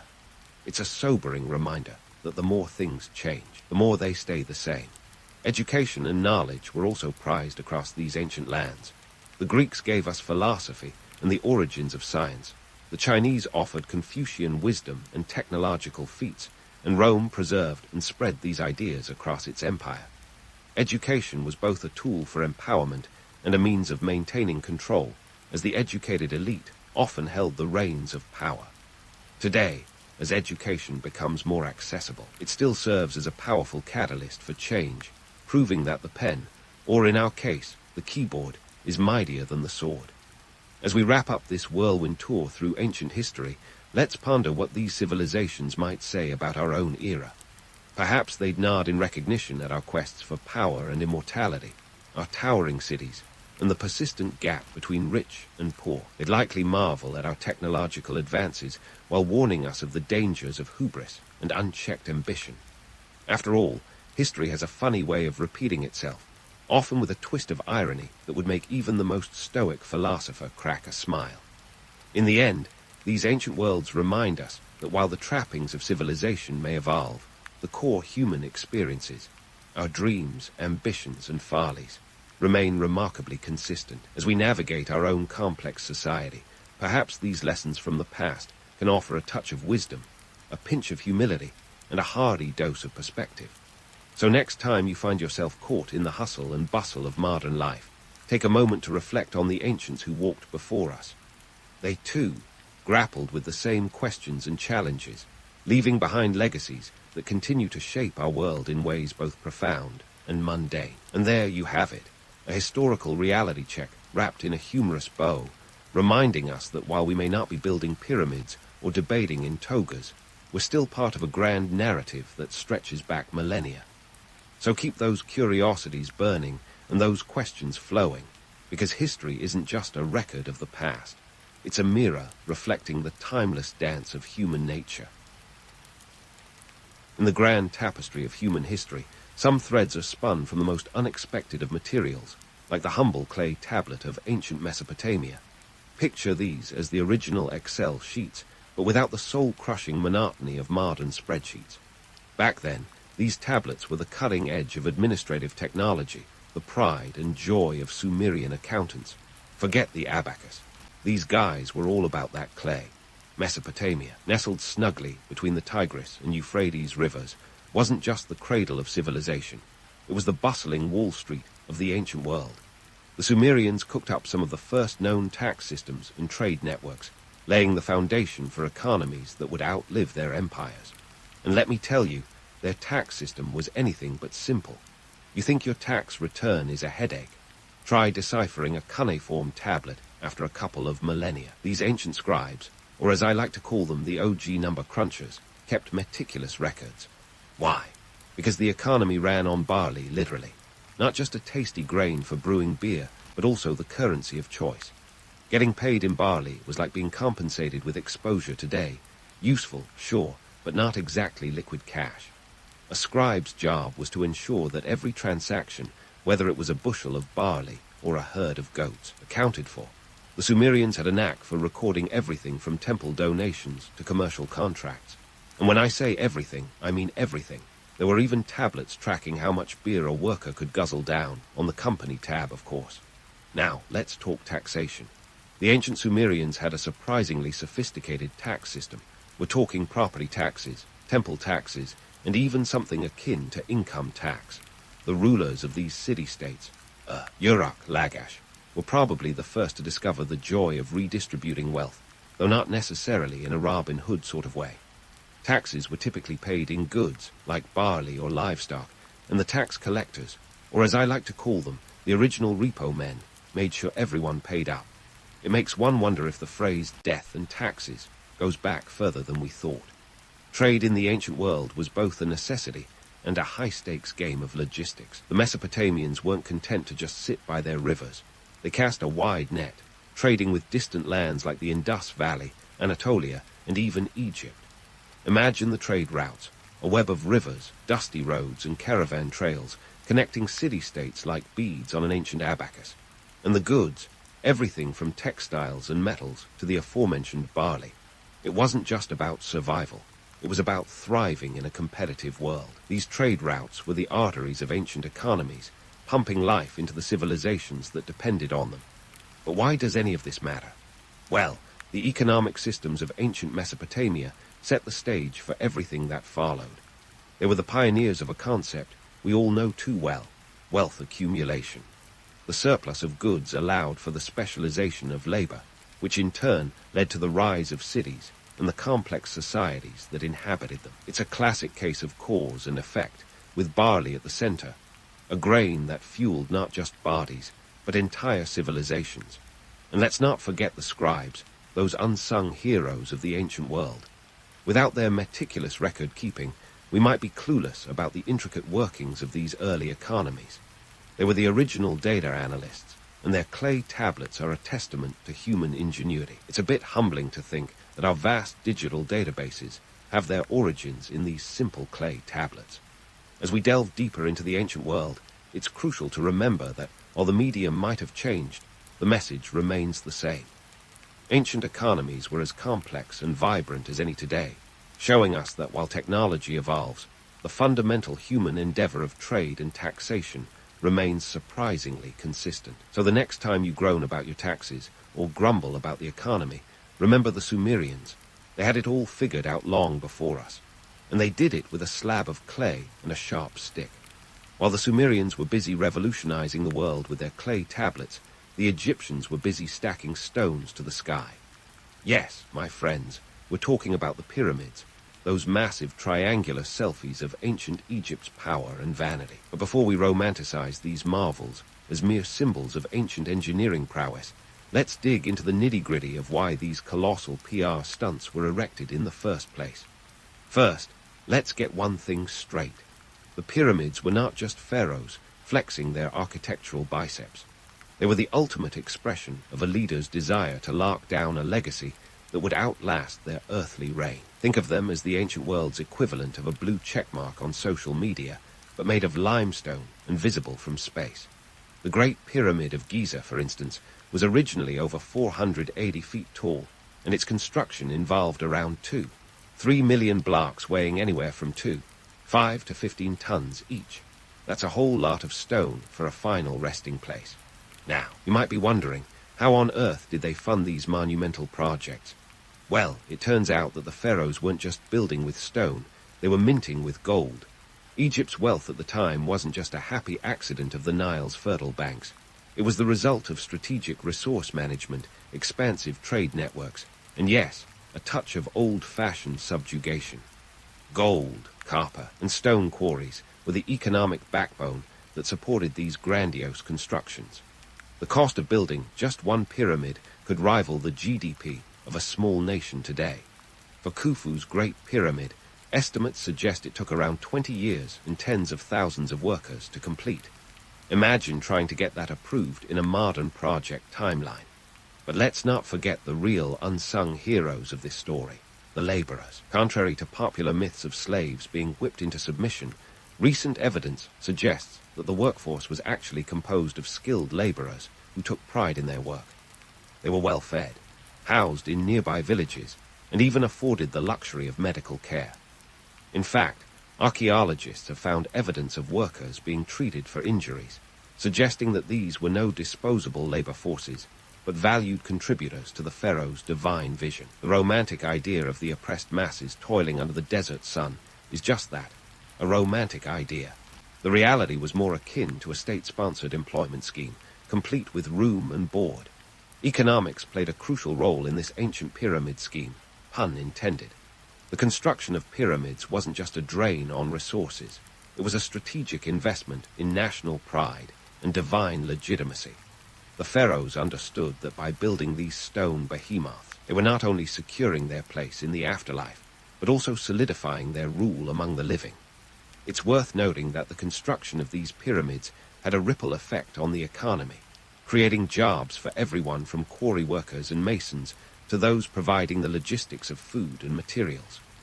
The pyramid economy, if you will, was a complex web of supply chains and labor forces, all humming along to the rhythm of the Nile. And let's talk logistics, because building a pyramid was no walk in the park. The stones had to be transported from quarries as far as 500 miles away, often floated down the Nile on massive barges. Once on site, they were hauled into position by crews using ropes and sledges, with the occasional help of inclined planes. Imagine coordinating this without the help of modern machinery or project management software. It was a feat of human ingenuity, patience, and sheer brute strength. So why were these pharaohs so obsessed with building such massive, impractical tombs? In a word, immortality. In the ancient Egyptian worldview, the afterlife was a continuation of life on Earth, and a well-stocked tomb was the ultimate insurance policy. The pyramids were designed to be stairways to heaven, a direct line to the gods, ensuring the pharaoh's divine status in the next world. But let's not kid ourselves. It was also about showing off. These towering achievements were a testament to the pharaoh's power, and a not-so-subtle reminder to the living of who was in charge. As we delve deeper into the world of ancient Egypt, let's remember that these pyramids, while awe-inspiring, are more than just marvels of engineering.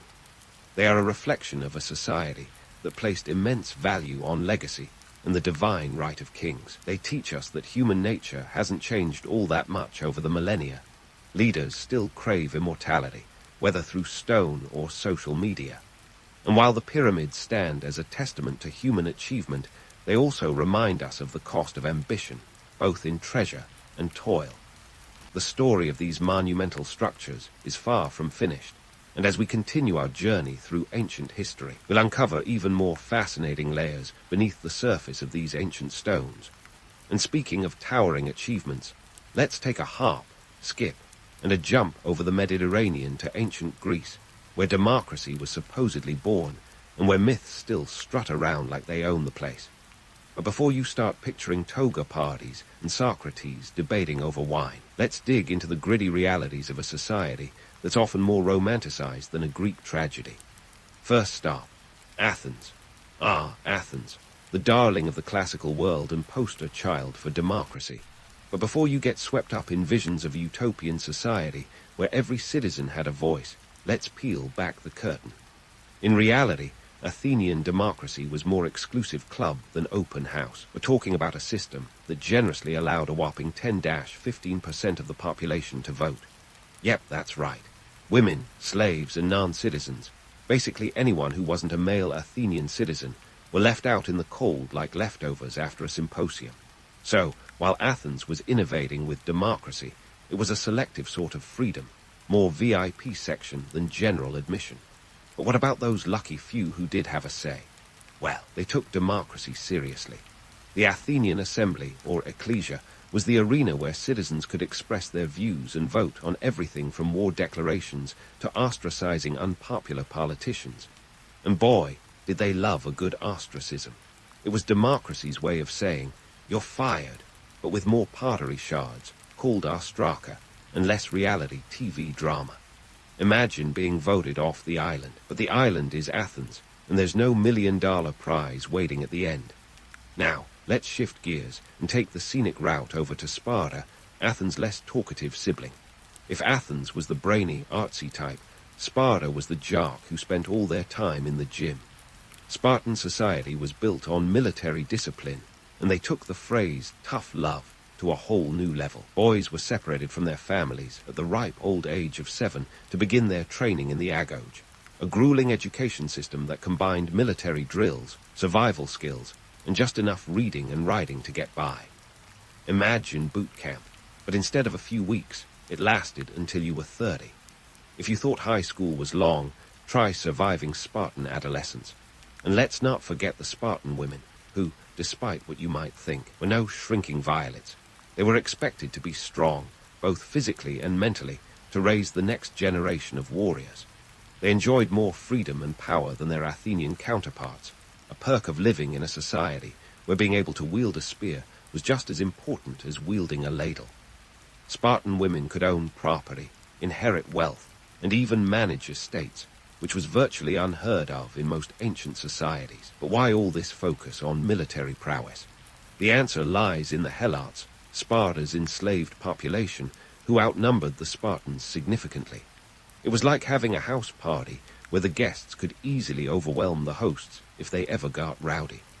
The Spartans maintained their iron grip through fear and intimidation, with the annual crypteia, kind of state-sanctioned purge where Spartan youths could roam the countryside terrorizing Helots, serving as a chilling reminder of who was in charge. It was a brutal system, but in the harsh world of ancient Greece, it worked for the Spartans. For a while, anyway. Now, let's sprinkle in a little economic context. Both Athens and Sparta, for all their differences, had economies that were deeply intertwined with their social structures. Athens' wealth was built on trade, thanks to its prime location and powerful navy. The silver mines at Laurium were a literal gold mine for the Athenians, funding projects like the Parthenon and keeping the triremes afloat.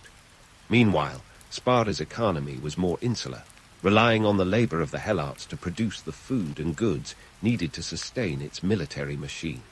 It was a classic case of you scratch my back, I'll scratch yours, with Sparta often relying on Athenian trade networks to supplement what they couldn't produce themselves. And let's not gloss over the competitive spirit that thrived between these city-states. Picture a Bronze Age version of Keeping Up with the Joneses, where city-states vied for prestige, power, and cultural dominance.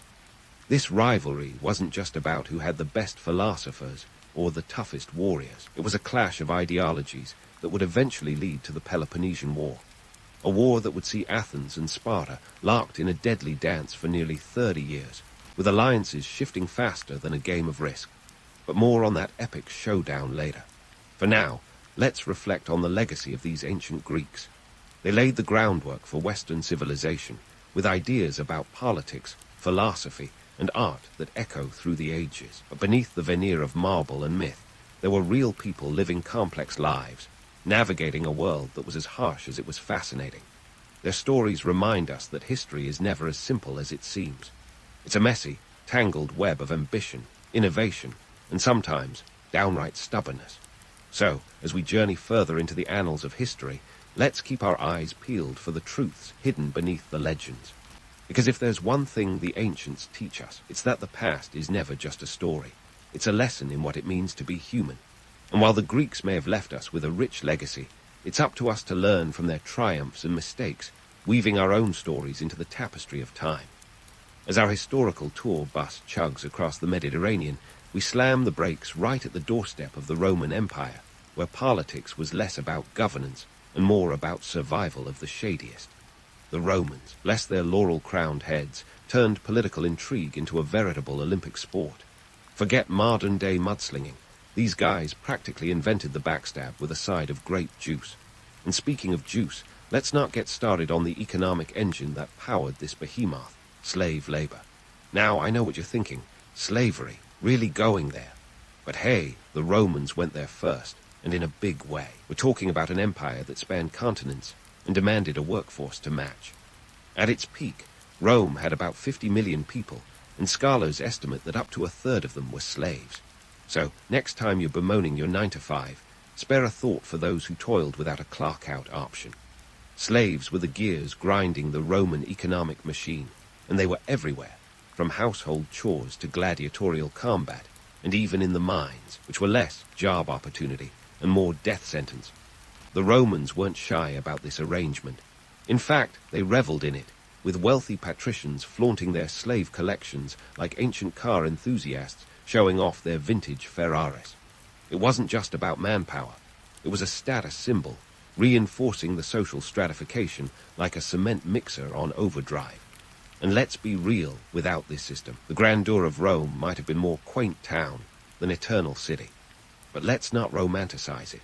The reality was brutal, and the consequences of such a system were far-reaching. Economically, it created a society where innovation lagged, because why invent a machine when you have a surplus of human labor? The social impact was a rigid class divide that made upward mobility as likely as finding a vegan at an ancient Roman feast. This divide would eventually contribute to the empire's internal strife, but that's a tale for another time. Now, while we're on the subject of grand designs, let's talk roads. The Romans were master builders, constructing a network of roads that stretched over 250,000 miles, a feat that would make even today's civil engineers break out in a cold sweat. Roman roads were the original information superhighway, allowing for the rapid movement of armies, trade goods, and gossip about who was plotting against Caesar this week. And like any good infrastructure project, they came with a hefty price tag. Maintaining this sprawling network was a constant drain on the empire's coffers, but it was a strategic expense, ensuring that Rome's influence reached every corner of its domain. These roads were meticulously engineered with multiple layers, including a foundation of crushed stone and a top surface of tightly fitted paving stones. They were so well constructed that some still exist today, although now they're more likely to be swarming with tourists snapping selfies than centurions marching in lockstep. The economic benefits were clear. They facilitated trade, enabling goods to flow from one end of the empire to the other with remarkable efficiency. This connectivity was a cornerstone of Rome's economic power, but it also made the empire vulnerable, as those same roads could be used by invaders, not exactly the kind of traffic the Romans had in mind. Speaking of traffic, let's steer into the fast lane with Julius Caesar. Now, Caesar, more than just the guy who inspired a popular salad, was the ultimate power player. Born into the patrician class in 100 BCE, he climbed the greasy pole of Roman politics with a combination of charisma, cunning, and a knack for knowing which way the political winds were blowing. He was a general, statesman, and let's be honest, a bit of a tyrant in the making. But his rise to power wasn't just about personal ambition. It was a symptom of the political chaos gripping Rome. See, by the time Caesar rolled around, the Roman Republic was less a well-oiled machine and more a rusted-out jalopy teetering on the edge of a cliff. The Senate was rife with corruption, and the political system was buckling under the weight of its own contradictions. Enter Caesar, who, with the backing of his legions, crossed the Rubicon in 49 BCE, a move that was essentially the ancient equivalent of flipping the bird to the Senate. This act of defiance sparked a civil war, one that would see Caesar emerge victorious and Rome's political landscape forever altered. Caesar's ascent was a masterclass in power dynamics. He knew the value of public image, hosting lavish games and public works to win the love of the masses, because who doesn't love a good gladiator fight on a lazy afternoon? He also understood the importance of loyalty, rewarding his soldiers with land and wealth, ensuring they'd follow him anywhere, even against their fellow Romans. But for all his successes, Caesar's story ends with a lesson as sharp as a dagger's edge: betrayal. On the Ides of March, in 44 BCE, Caesar was assassinated by a group of senators who feared his growing power. Among them was Brutus, a man Caesar supposedly trusted. Talk about a plot twist worthy of Shakespeare. Caesar's death marked the end of the Roman Republic, paving the way for the rise of the empire under his adopted heir, Octavian, later known as Augustus. But let's not get ahead of ourselves. That's a story for another day. For now, let's ponder the legacy of Rome's roads, its reliance on slave labor, and the political machinations that defined an era. The Romans may have been masters of organization and engineering, but they were also architects of their own downfall. Power, after all, is a double-edged sword, and the same roads that brought prosperity could also usher in ruin.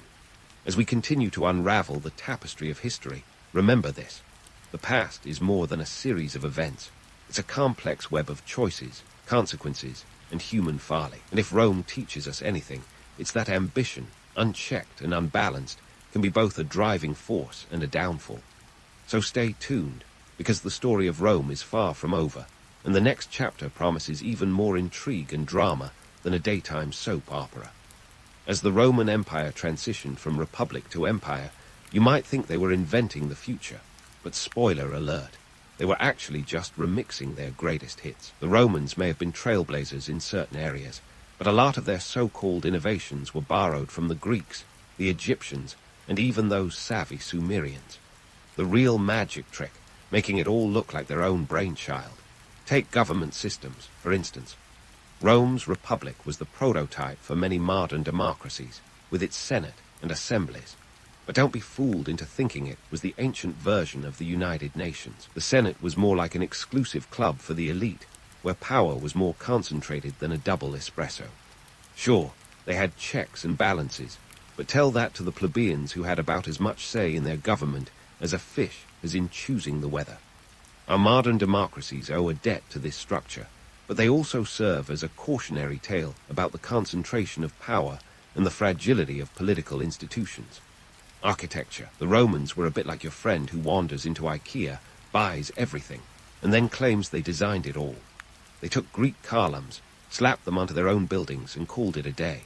But credit where it's due, they did give us the arch and the dome, which are still holding up today's skyscrapers and sports arenas. The Colosseum, an iconic symbol of Roman architectural prowess, could hold around 50,000 spectators. That's like cramming 50,000 people into a football stadium without a single jumbotron in sight. And let's not forget the Roman baths, the ancient world's answer to a spa day, where the elite could schmooze while sweating out their political stress. Economically, the Romans were quite the trendsetters, establishing trade networks that stretched from Britain to the Middle East.